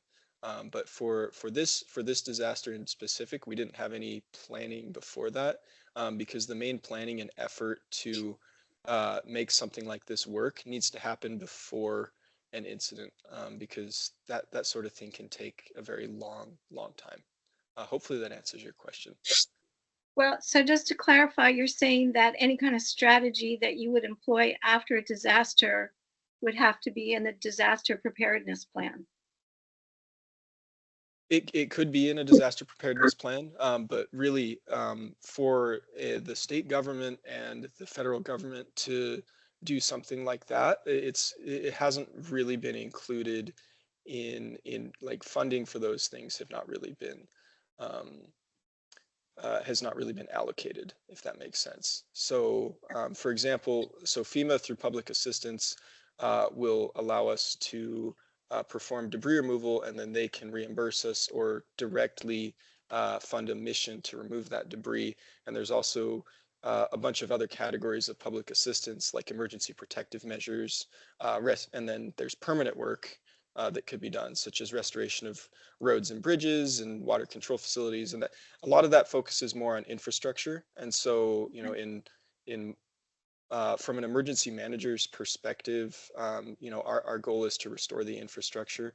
And I recognize how important that also restoring the land is, but it's something that's sadly kind of outside of our immediate purview, if that makes sense. Okay, thank you. Thanks, Zeph. Michael. Can you hear me? Yes. All right, great. So I'll answer Christine's question if I don't hit it with my comment. I'm going to circle back to something Joseph said. And thank you, Joseph, for your presentation. And what I'm going to circle back on is a comment he made about shipping restrictions for lithium-ion batteries. And in this context, it was after the Lahaina fire when they had been severely damaged. So I try to raise this issue as much as I can after having done a bunch of reports on clean energy waste management of clean energy materials. And I've really focused in on the lithium-ion batteries. There's a problem really brewing, and it's not just after a disaster. But for example, at the Lahaina fire, one of the things they found when they were going through is they were finding stores of lithium-ion batteries of all sizes in homes and so forth. Now that might have been the tin hat type people that were preparing for, life after major disasters. But it's happening on Oahu just because we can't ship the batteries off the island, either because of cost or because of limitations due to shipping restrictions. And I'm talking about batteries at all scale. I'm doing a third report to try to show you the data, how much is actually accumulating, but I have lots of images being fed to me by people of batteries just being stored at a degree that's starting to really scare me. Now, the reason I'm bringing this up is these are sitting here and they're going to accumulate because we have no way to pre-process the batteries on the island as it stands to render them safe for shipping. So there's a barrier here, and batteries are accumulating, and they're extraordinarily dangerous in fires, and they're even worse to get off the island after the fires occur. But imagine for a second a major storm that takes out our port in Oahu, and suddenly we can't ship for 4 or 5 months. Where are all these batteries going to go that aren't necessarily completely rendered dead by massive fires? They could be half damaged. And the roads are damaged. How are we going to move them around if we can't pre-process them at that point in time? And you're going to have an extremely dangerous debris field, because even if we can get the shipping up in time, shippers, I don't think, are going to want to take those batteries unless they're rendered inert. And it's a major operation to do it after a disaster. So one of the things I really want to promote here is part of disaster debris preparation is we need to think about removing wastes before the disaster even happens. And lithium-ion batteries really should be at the top of that list, because the current strategy of just requiring that they be shipped at the end of life, regardless, with no opportunity to pre-process them, is not working, and it's not going to work because A, the costs are becoming too expensive. So a lot of people are just storing them. And I'm talking businesses, utility scale operations, but also because the shippers are getting more and more restrictive. And we're really at a great risk being in the middle of the ocean, somehow thinking we will always be able to ship end-of-life lithium-ion batteries, regardless of whether they're damaged, defective, or regardless of that they've been exposed to a fire. We shouldn't rely on us becoming a federal disaster zone where we then have the right to come in and just render them inert. We really should recognize we need to render them inert through proper facilities that are permitted and regulated and paid for through a stewardship program. I'm advocating for this. I'm really trying to raise the alarm. This is a real problem. And the next fire, in my opinion, could very well be caused by the storage of these batteries. I have some images where they're being stored behind businesses, by major open fields and trees and encampment of homeless people. And I can only keep raising this alarm. We have to realize we've got to have a processing facility on island that these batteries are taken to and rendered inert for shipping. That's my comment. Thank you. Michael, if I could address your comment. This is Joe from FEMA again. I really love to hear. I'm not sure where you work, what your capacity is, but I put a link in the chat on the California EPA's lithium-ion battery working group. Feel free to read some of the reports that came out of that. If this is something that Hawaii would like to be looped in on, the process that we went through to get rid of lithium-ion batteries after the Lahaina fire was substantial, but it worked really well. De-energizing and saline pits, the shippers, we then crushed them. As simple as running over the de-energized cells with a roller, steamroller, road roller, and then being able to come up with a unique off-gas capturing packaging system. We were able to work a deal with Matson to get those off island. Everybody's concerned about it. It's not just because you're on an island, but everybody's concerned about how to de-energize these. This is something at a fire and a battery meltdown is something that will put you in awe when you watch how much heat and energy is released by even relatively small amounts of these batteries. So I appreciate your comments and hope that reading is something can help you in your work. Joe, let me circle back and thank you for that. Just to introduce who I am. I was the author of the first report that went to the state legislature on House Bill 133 on the waste streams of clean energy materials. That bill was focusing on PV panels and ancillary components. And at the end of it, I began to zero in on lithium-ion batteries. So the following year, I did a supplemental report, which was turned in at the end of 2023. And that working group in California that you mentioned, I went to them, I visited them, and I talked with the main author. And I also went to California, and I went to Nevada and California and visited a bunch of people. And I was closely aligned with several of the people working out at the Maui fire. So I'm very well aware of what they did out there. And some of those people they were previously aligned with Matson.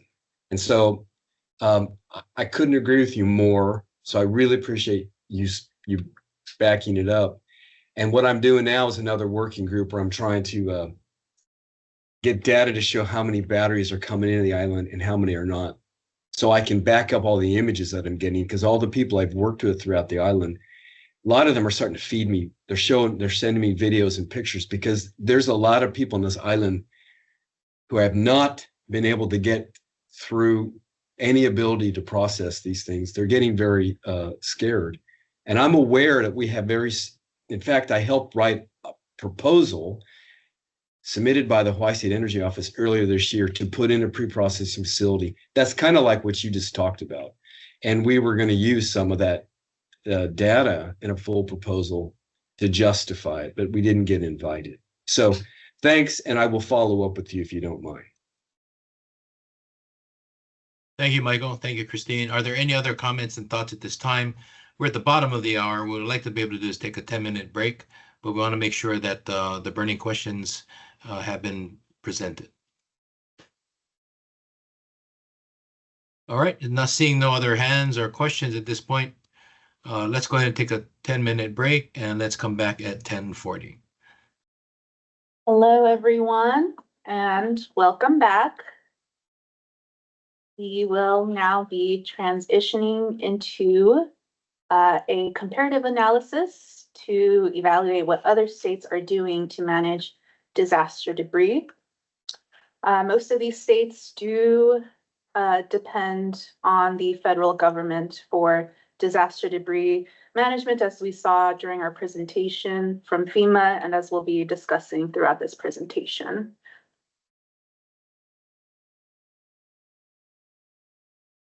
So starting with our potential solution categories, specifically resource reduction alternatives. One solution could be supporting local reduce and reuse alternatives, such as deconstruction workshops to try to recover some material, as well as local hazard mitigation plan updates. As you can see here on the screen, each county has developed hazard mitigation plans, and they include information on topics such as assessment and monitoring, protection, public outreach education programs, planning and zoning, etc.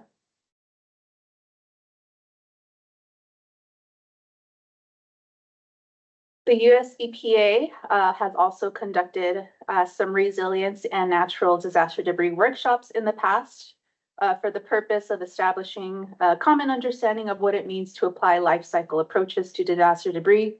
And this includes design for adaptability and disassembly, deconstruction, reuse, recycling, and composting as well. Also last year in February, US EPA published a report titled Disaster Resilient Design Concepts. And this is for the purpose of helping communities reduce the impact of disasters, recover quicker, strengthen local economies, as well as creating a safer, more equitable place to live by reducing hazards. And this report also includes design concepts for several different hazards and describes how local features and actions could be integrated into a strategy to further improve disaster resiliency. The strategies that are presented in this report also includes policies such as forest management and building codes that can be key to protecting life and property from natural disasters. And the designs that are described in this report were provided by EPA's Office of Community Revitalization through its Greening America's Communities program. And it focuses primarily on landscape-based investments that mitigate hazards and increase outdoor benefits for the community. And one objective of this report is also to inspire a range of stakeholders to collaborate and invest in disaster resilient design projects to achieve multiple benefits. In May 2023, so last year, the U.S. Department of Housing and Urban Development, also known as HUD, published a document titled Designing for Natural Hazards, a Resilience Guide for Builders and Developers. And this is a series of practical guides for builders, developers to design and construct buildings, neighborhoods, and accessory structures that are resilient to various types of natural hazards. And this guide also provides references through which design professionals, builders, developers, and public officials can obtain full details. These guides are categorized into 5 volumes, each focusing on a specific natural hazard type, including wind, water, fire, earth, and auxiliary. According to FEMA, studies indicate that universally adopting and enforcing up-to-date building codes can save more than $600 billion in losses by 2060 for known flood, hurricane, and seismic risks. FEMA has also developed the building code strategy, and this is to organize and prioritize different FEMA activities to advance the adoption and enforcement of disaster-resistant building codes and standards that are specific to FEMA programs. And so this code strategy's goals are to integrate building codes with standards across FEMA, strengthening nationwide capability for superior building performance, and also driving public action on building codes as well.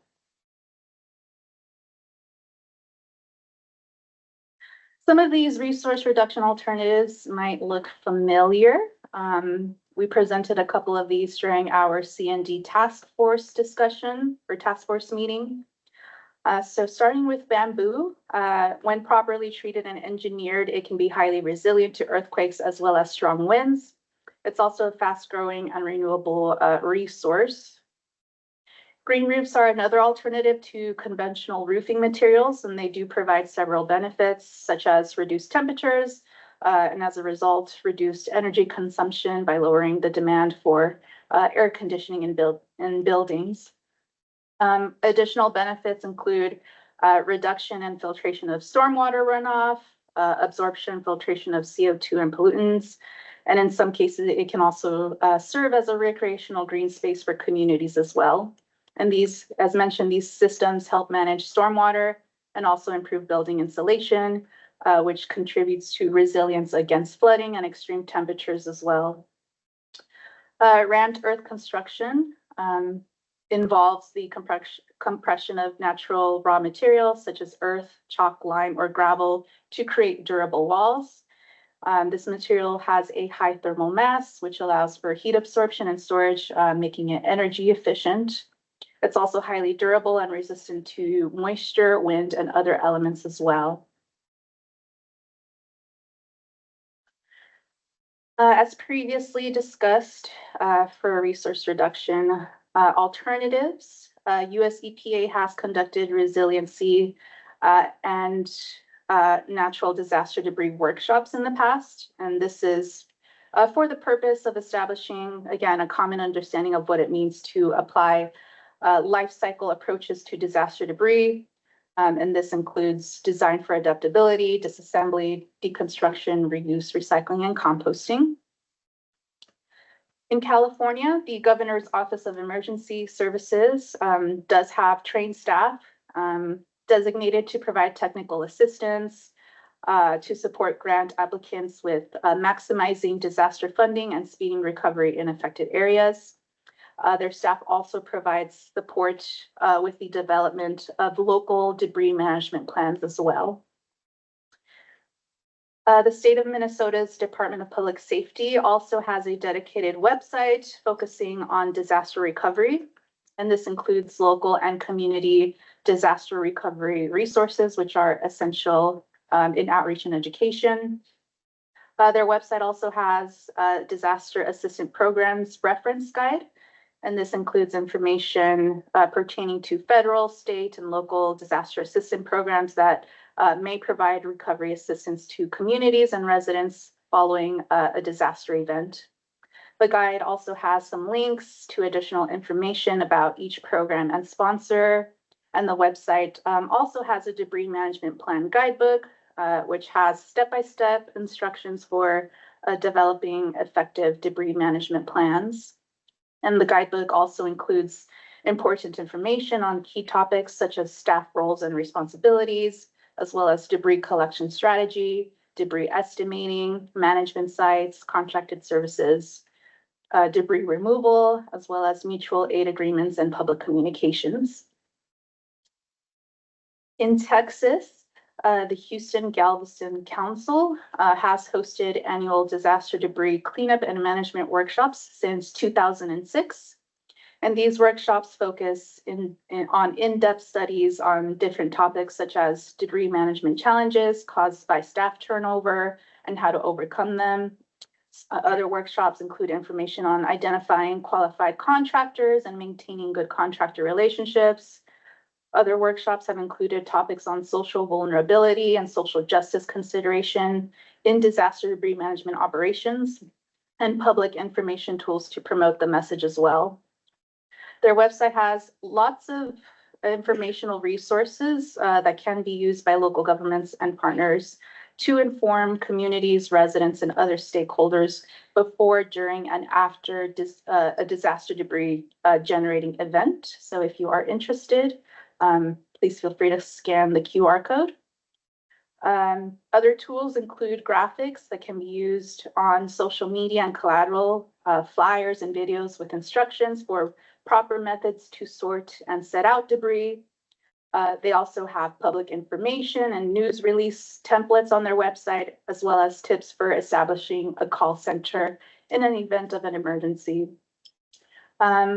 Other additional resources on their website also includes FEMA forms and guidance documents, publications, as well as Texas State Agency guidance resources. So as mentioned, feel free to scan the QR code for access to these workshops as they are publicly accessible.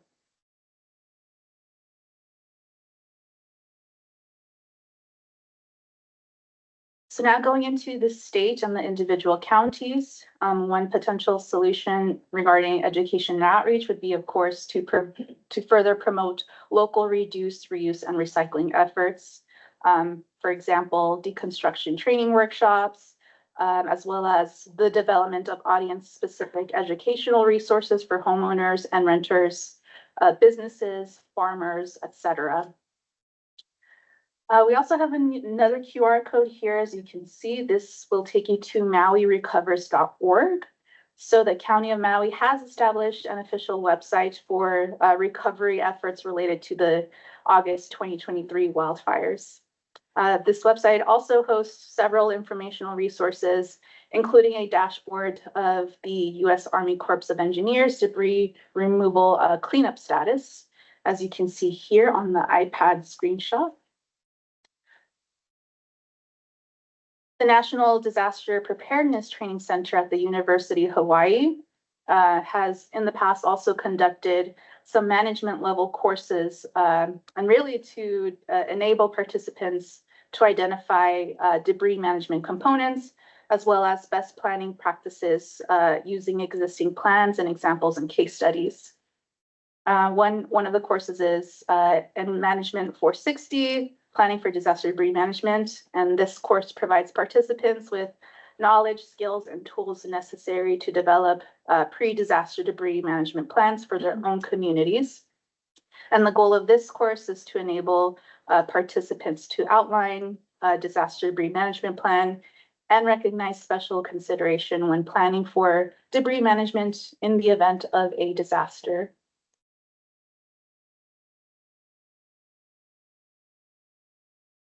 Here we just have a couple of visual examples of some handouts that have been developed in the past by other jurisdictions.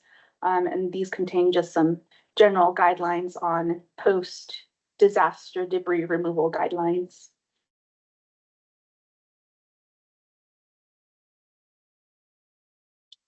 Now going into government programs and subsidies. As we discussed earlier in our meeting, the Stratford Disaster Relief Act provides a framework for federal assistance to state and local governments during major disasters. And this act outlines procedures for federal assistance, coordination of response and recovery efforts, as well as eligibility for federal assistance. So we can see here there are several grant programs that are offered through FEMA. We already talked about a couple, but we have some additional listed here. So FEMA's Fire Management Assistance Grant Program allocates funds to states, local, and tribal governments for mitigation, management, and control of fires on publicly or privately owned forests or grasslands. The Flood Mitigation Grant Program also allocates funding towards the planning and implementation of projects to reduce or eliminate the risk of flood damages to buildings. The Hazard Mitigation Program provides funds towards the development of hazard mitigation plans to state, local, tribal, and territorial governments following a presidential major disaster declaration. There's also the Individuals and Household Assistance Programs, which provides financial assistance and direct services to eligible individuals as well as households that have been affected by a disaster. And this includes funds for items such as temporary housing, support towards the repair or replacement of homes, hazard mitigation assistance to eligible homeowners, as well as other uninsured or underinsured disaster-caused expenses and serious needs. And it also funds projects to reduce risk and potential from future disasters. There's also the Pre-Disaster Mitigation Grant Program, which provides funds towards the implementation of sustained pre-disaster natural hazard mitigation programs to reduce just the overall risk to people and infrastructure from future hazard events while minimizing reliance on federal funding in the event of a future disaster. FEMA has also developed the National Response Framework and National Incident Management Systems, and they provide guidance for coordinating disaster response and recovery efforts. And this also includes debris management among federal, state, tribal, and local agencies. And then a program that we already discussed is the Public Assistance Program, which is FEMA's largest grant program. And it provides fundings to support communities with responding to and recovering from major disasters or emergencies. The program does provide funds to, again, state, local, tribal governments, as well as certain private nonprofit entities to reimburse eligible costs related to debris removal and management. And they also do provide funds for emergency protective measures and funding for the restoration of disasters damaged publicly owned facilities, as well as facilities for some private nonprofit organization. And so this process does involve assessing the extent of the debris, as well as estimating costs of removal, disposal, and adhering to specific guidelines and procedures that have been set forth by FEMA to ensure that funds are used efficiently and effectively. So FEMA does issue regulations and guidelines, as mentioned, during the under the Stratford Act. And this is really to govern the eligibility and implementation of public assistance grants, which again would fund the debris removal and disposal costs to state and local governments. FEMA has also provided guidelines for the development of disaster debris management plans, as we will be discussing in greater details in the next couple of slides. US EPA, as we discussed before for the TV panel wrap-up, the Swiffer Grant Program does provide some funding for the implementation of the National Recycling strategy to improve post-consumer materials management and infrastructure, as well as supporting improvements to local post-consumer materials management and recycling programs, and assisting with local waste management authorities with improving waste management systems. And specifically, grant funding can be used to develop or update advance post-consumer materials management, including strategies for incorporating resiliency as well as natural disaster debris into plans by using available guidance such as EPA's planning for natural disaster debris guidance.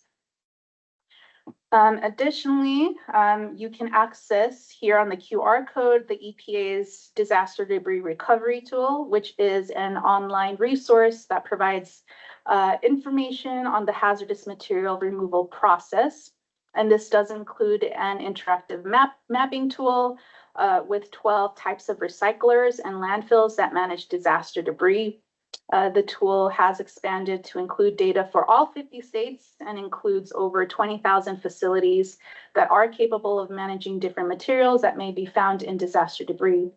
So this resource can be used by disaster response recovery as well as planning experts to advance the safe recovery as well as the recycling and disposal of debris. And again, if you are interested, feel free to access the QR code on the screen. U.S. Department of Housing and Urban Development also has a couple of grant programs, as you can see listed here in the screen. So the Community Development Block Grant Disaster Recovery Program provides funds by Congress, and they're allocated to HUD for the rebuilding of disaster impacted areas. Also provides financial assistance to start the long-term recovery process. These grants are flexible, and they're aimed at supporting cities, counties, tribes, and states from recovering from, again, presidentially declared disasters, especially in low-income communities subject to availability of supplemental appropriations. The Community Development Block Grant Mitigation Program also provides funds to local governments for the mitigation of risks associated with future disasters, again, primarily focusing on low and moderate income areas. Eligible activities also include outreach and education efforts related to mitigation activities, and funds are used to carry out strategic activities in areas that have been impacted by disasters and to mitigate just the overall disaster risks to reduce any future losses. And then lastly, Department of Transportation's Emergency Relief Program also allocates some funds through their Highway Trust Fund. And this is towards the repair as well as the reconstruction of federal aid highways and roads on federal lands that have been severely damaged as a result of natural disasters. And the applicability of the program is dependent on a couple of variables, including the intensity and extent of the disaster. Next slide.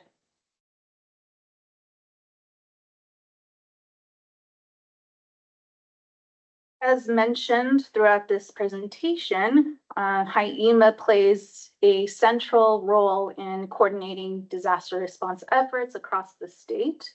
So the agency has prepared and implemented a statewide comprehensive emergency management plan, as you can see here on the screen. They've also developed a state hazard mitigation plan. The comprehensive emergency management plan has some descriptions, also establishes the organizational framework that the state would use to document and socialize the many strategic, operational, and tactical emergency management plans, policies, as well as procedures that make up the state's comprehensive emergency management program. The state hazard mitigation plan identifies major natural hazards that could affect the state, and it also assesses the risks of each hazard. It also analyzes the vulnerability to public health and safety, as well as property and infrastructure to the specific hazard. And it also contains some recommendations that could be applied to reduce risk and vulnerability to hazards.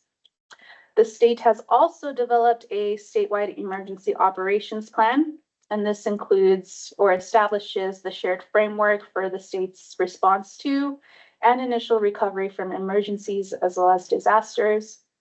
The plan is also supported by annexes that outline responsibilities of the state agencies as well as partners for emergency functions and provide additional details on the response to specific types of disasters.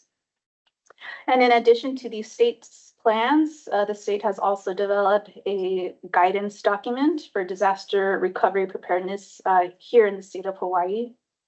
The plan was developed to provide guidance as well as recommendations for best management practices for establishing a defined governance structure to improve disaster recovery preparedness, primarily at the county level.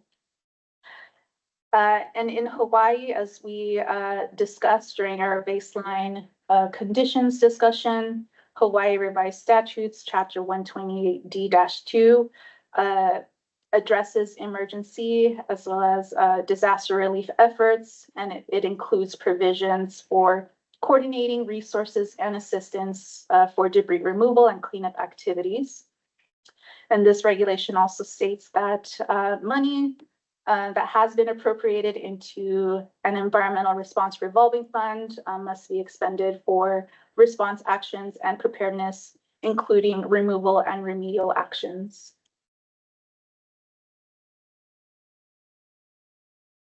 Now going into the individual counties, starting with Hawaii County, as we discussed at the beginning of our meeting, County Code Chapter 2, Article 47 establishes standards for the appropriation of disaster relief funds that the county received or may receive for the purposes of providing relief, recovery, mitigation, and long-term resilience for disaster damages and losses as well.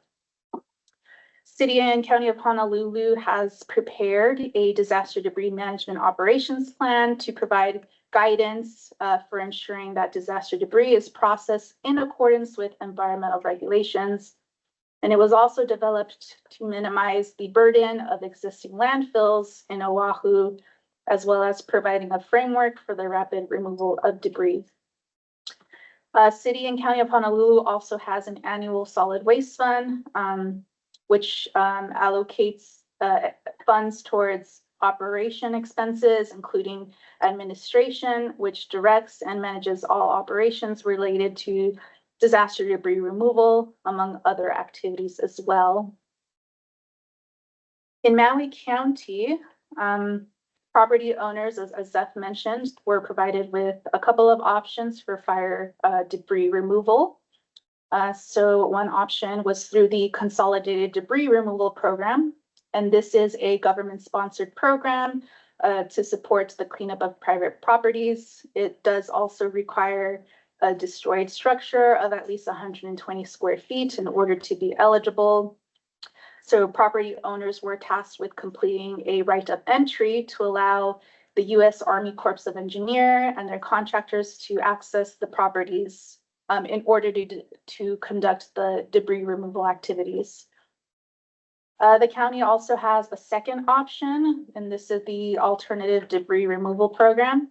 And this is an opt-out option for property owners who have chosen not to participate in the government-sponsored debris removal program. And so this would require property owners, or would have required property owners, to hire a private contractor to remove the fire debris and clean up the property. The program is conducted at the homeowner's expense. It also must meet or exceed the standards set by local, state, and federal agencies. And it does include compliance with all legal requirements for disposal, authorized disposal sites, as well as best management practices for on-site activities, the proper transportation and record keeping of debris, soil testing, as well as erosion control.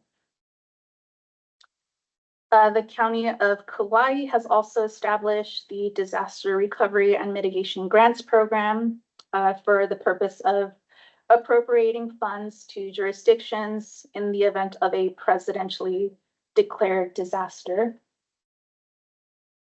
Kauai County has also provided a couple of grant opportunities through its Office of Economic Development, as we have presented at our previous task force meetings. So these grants are available for programs and projects and events that promote and nurture sustainable economic development within the county in alignment with county needs and priorities.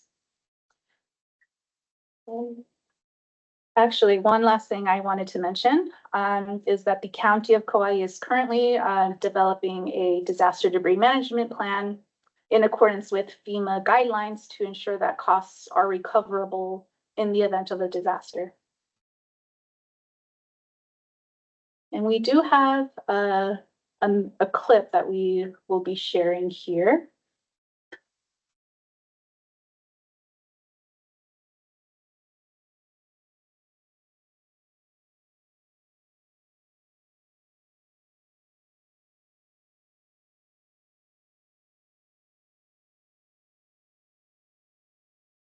We are not hearing volume, just so you know.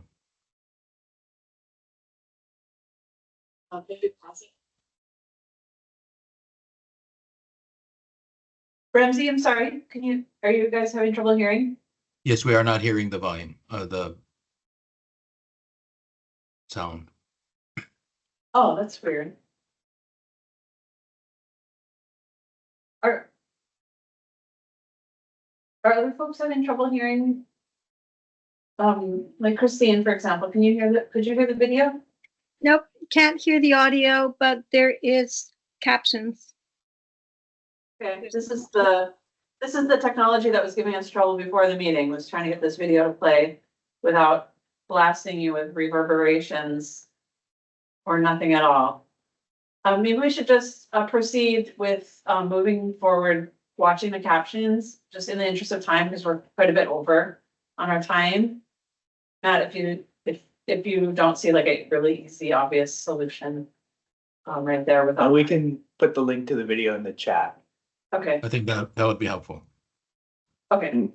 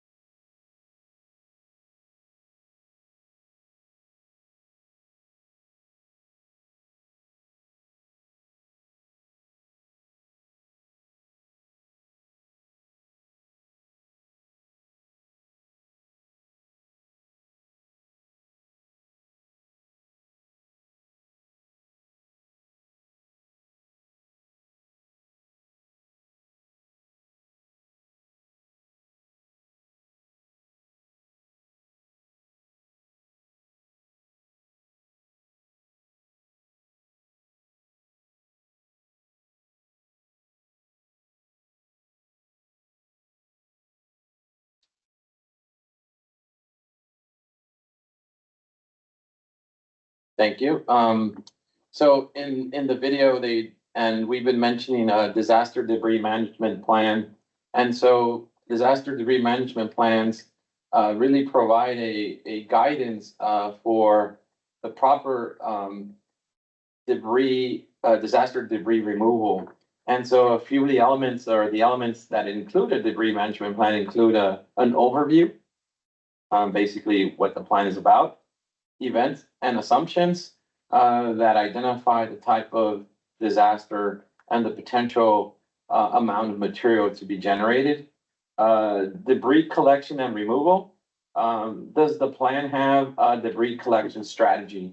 Plan must have a debris collection strategy. Debris disposal locations and debris management sites. Does the plan identify where the disaster debris will be segregated, reduced, and disposed, or whether debris will be hauled to a recycler? Debris removal on private property, which we just heard about as well. Does the plan address the authority and the processes for private property debris removal? Other elements include the use and procurement of contracted services, which has also been discussed here in this today's presentation. The use of force account labor, the monitoring of debris operations, health and safety requirements, environmental considerations, and other regulatory requirements, such as areas with historical significance is also something that comes up in this section. The other one, the next one is public information, how to disseminate and provide information to the public. And lastly, the identification of debris removal contractors, which has also been a topic of conversation during today's presentation. So with that, here is a brief overview of the components or elements of a debris management plan. Yeah, so this, as you can see, this process flow chart starts with mitigation, of course. Each of the counties have already developed these mitigation plans, so it's a matter of updating as needed, followed by preparedness plans. Here you can see examples: emergency training, warning systems, evacuation plans, public education. And then in the event of the disaster, relief through collection, transporting, reusing, recycling, or landfilling or disposing materials that can't be reused or recycled, followed by rehabilitation, early recovery, reconstruction for demolition waste, post-disaster risk recovery phase. And then for mitigation, obviously, as we kind of already discussed, in government programs and subsidies, building codes and zoning, as well as vulnerability analyses.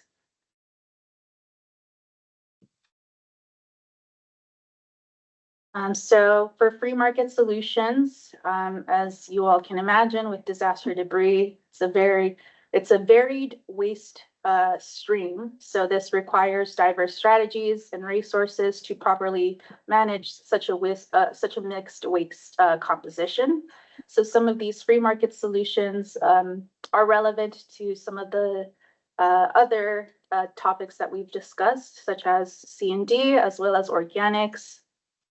So overall, free market solutions must be considered in order to recycle or compost these materials. So for free market solutions, there are several options to be considered, as you can see here in the visual example, and as Cesar will be discussing in the next slide.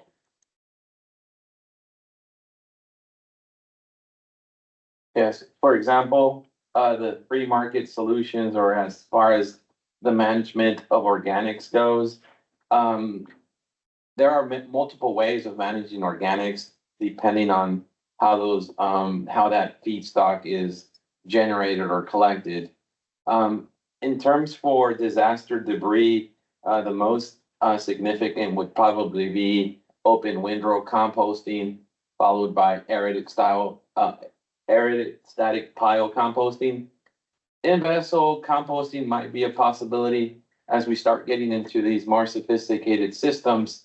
Feedstock, I guess, contamination or lack of becomes an issue. So some of these more sophisticated types of technologies like fully enclosed composting or anaerobic digestion might not be the most ideal for a disaster, since contamination would have to probably be removed in order to use these facilities.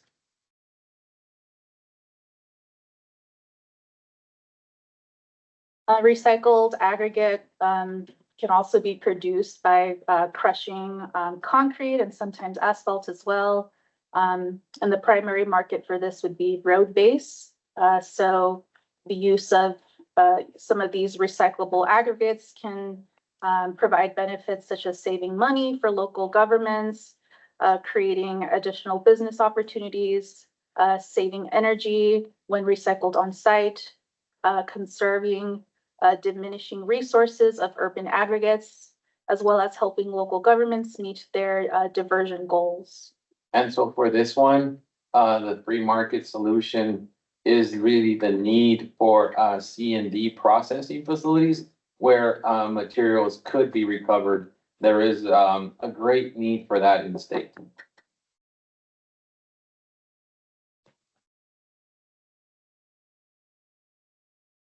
All right, thank you for the analysis and sharing.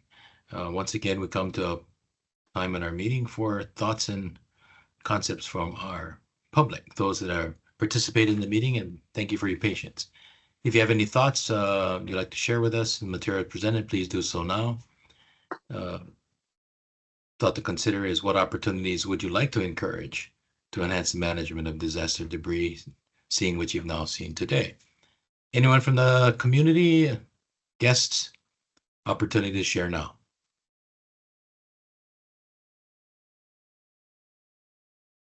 Seeing no hands, we're hearing no comments.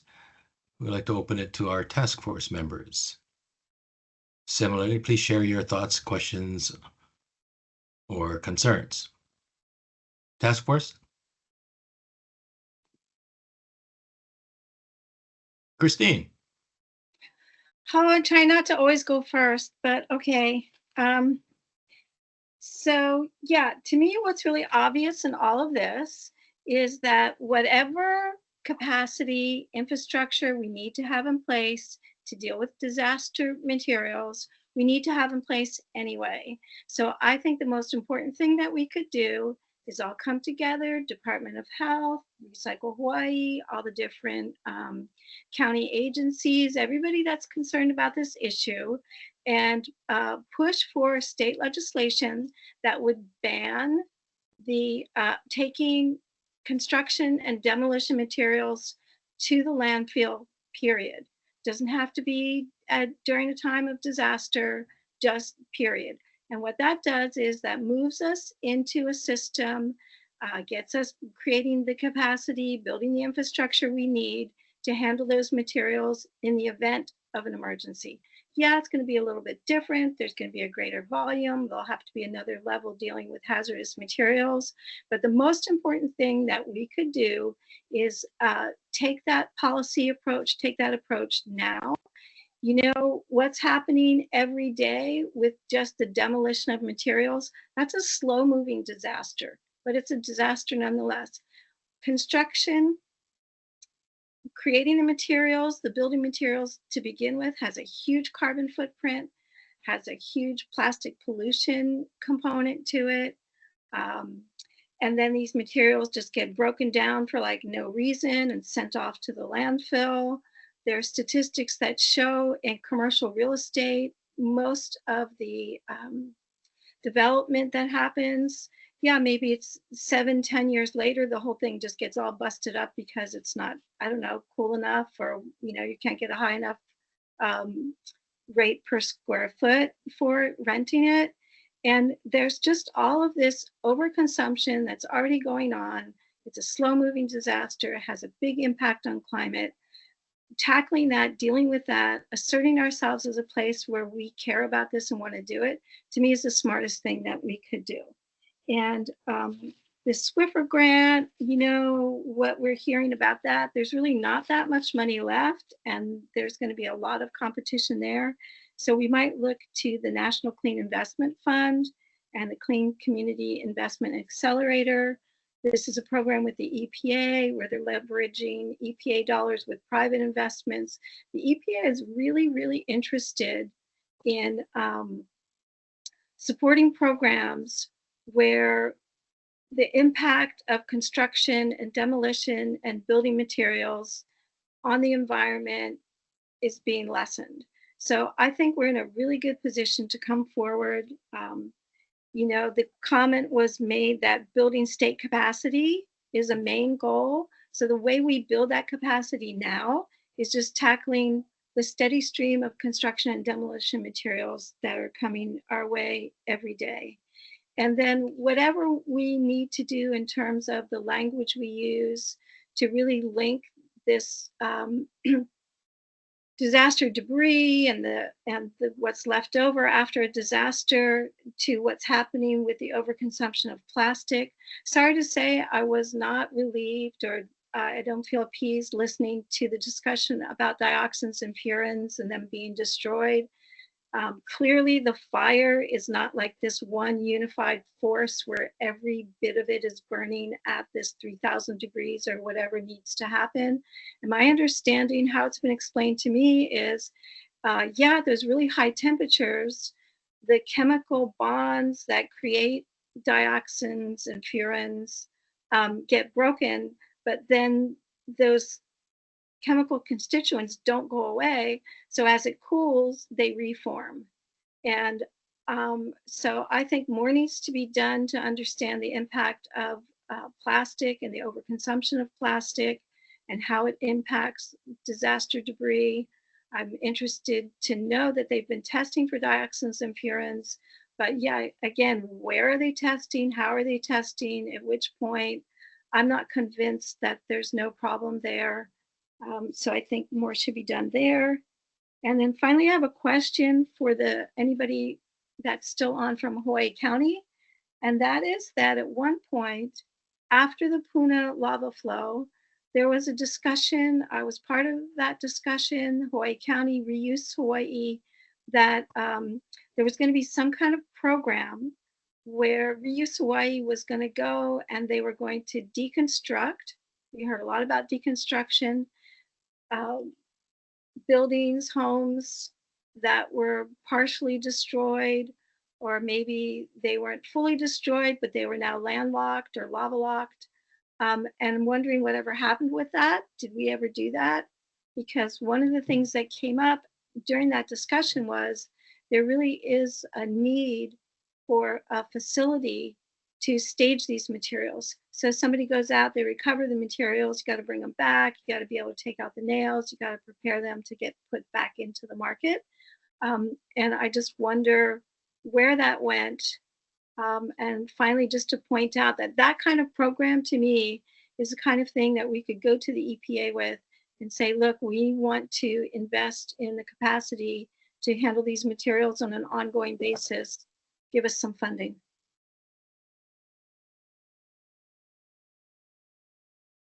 Thank you, Christine. Anyone from the Hawaii County? We'll make sure we get the information to them. Okay, thank you.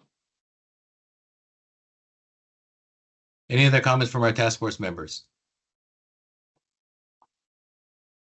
Any further discussion? All right, thank you very much. Given no further discussion, our next item, agenda item is actually a summary. We'll turn that over to our task force. Not Tetra Tech. Thank you, Ramsey. So we'll be wrapping up this meeting with just summarizing some of the additional potential solutions that have been brought up throughout the course of today's meeting. So one of the first potential solutions that I heard was reducing single-use plastic consumption overall. For example, plastic bottles. I also just heard from Christine that there's more research that needs to be done on how plastics can impact the environment in the event of a disaster.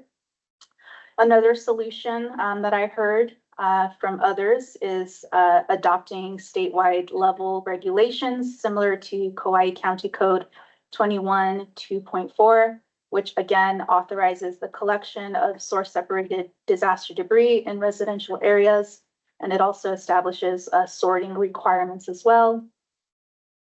Another solution that was discussed was thinking about removing waste before disaster even happens. So the example that was brought up by Dr. Michael Cooney was the lithium-ion batteries. Another solution that was discussed is building state capacity. So for example, establishing permitted facilities through a stewardship program to process these materials. So for example, Dr. Michael Cooney again brought up the lithium-ion batteries. Another need for processing facilities would be to again process C&D so it does not end up in a landfill. And along those lines, another solution that was discussed was collaborating and pushing for state legislation that would ban taking C&D materials to the landfill in the first place. And then another solution that was presented as well is looking into EPA funding. It looks like they have some programs that support of the impact of C&D materials on the environment where it's being lessened. So that could be another alternative source of funding in addition to the Swiffer grant. If there were any other solutions I may have missed or any solutions that members of the public or task force members want to bring up now, please feel free to do so.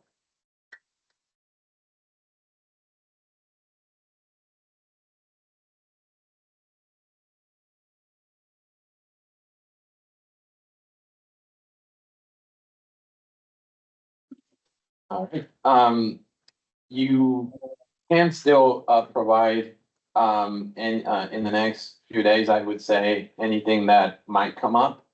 And the way that we're gonna do it this time, since this is our last task force meeting, the disaster debris wrap up will be included as part of the meeting minutes.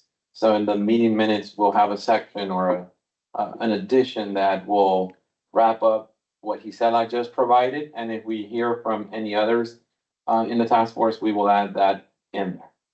And you will get the wrap up as such through the minutes. The other item is the what we've been working towards, which is the update of the integrated solid waste management plan. So we will be working with DOH to finalize or update this plan. The plan will be completed in the next few months. And yeah, all the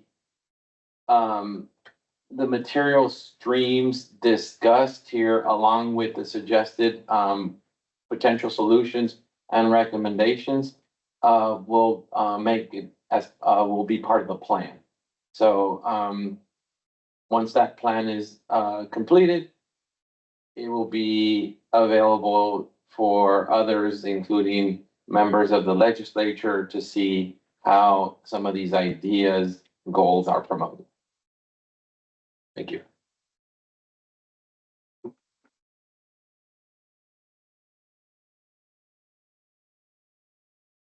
All right. So thank you, Cesar, for that overview of next steps. So as mentioned, this is the last task force meeting for this integrated solid waste management plan update effort, but it is still ongoing. Of course, we will be gathering everyone's comments and potential solutions for integration in our solid waste management plan update. So again, just a huge thank you to our speakers, as well as members of the task force and community for your participation in today's meeting and just overall our meetings that we've had over the last year. Lots of great conversations have come out of these meetings. So again, thank you all for your participation. Thank you all. All right, aloha, be well. Thank you, folks, too, for all the energy you put into this. Thanks, Christine. Taking such good. I think I just can I just Nate has a couple more comments. yeah, I just wanted to add my thanks, both personally and on behalf of DOH, for everybody that's taken so many hours over the months to join us and share your ideas concerns over, you know, the range of issues that we've talked about. You know, I really appreciate that. And then like specifically today, you know, I just wanted to say thanks to our speakers, and Dr. Cooney and Christine for, you know, raising, you know, specific issues within the whole disaster debris issue area. And then, you know, I just wanted to especially say thanks to Zeph. I don't know if he's even still here, but, you know, as deputy lead of the debris removal process for the Maui wildfires, he really was sort of the center of operations there, facilitating, you know, activities and communications between all of the agencies involved. And I know that personally because, you know, I've been a fly on the wall on some of the weekly debris team meetings over there. So extra thanks out to all of you. Yeah. And then, yeah, thank you very much. Mahalos. Hello. Thank you. And yeah, if anybody has any questions or whatever, you know, after we wrap, email me, call me, you know, that kind of thing. Fine. Thank When do you. we start Thank you. working together on implementation? Yeah, I know that's what you're getting with your first question, Christine. So yeah, you're on the Rolodex. You're on the Rolodex. All right, good. Let's make it happen. Thank you. Thank you all. All right. you all. Thank you all. Be well. Take care. Aloha. Aloha. Aloha.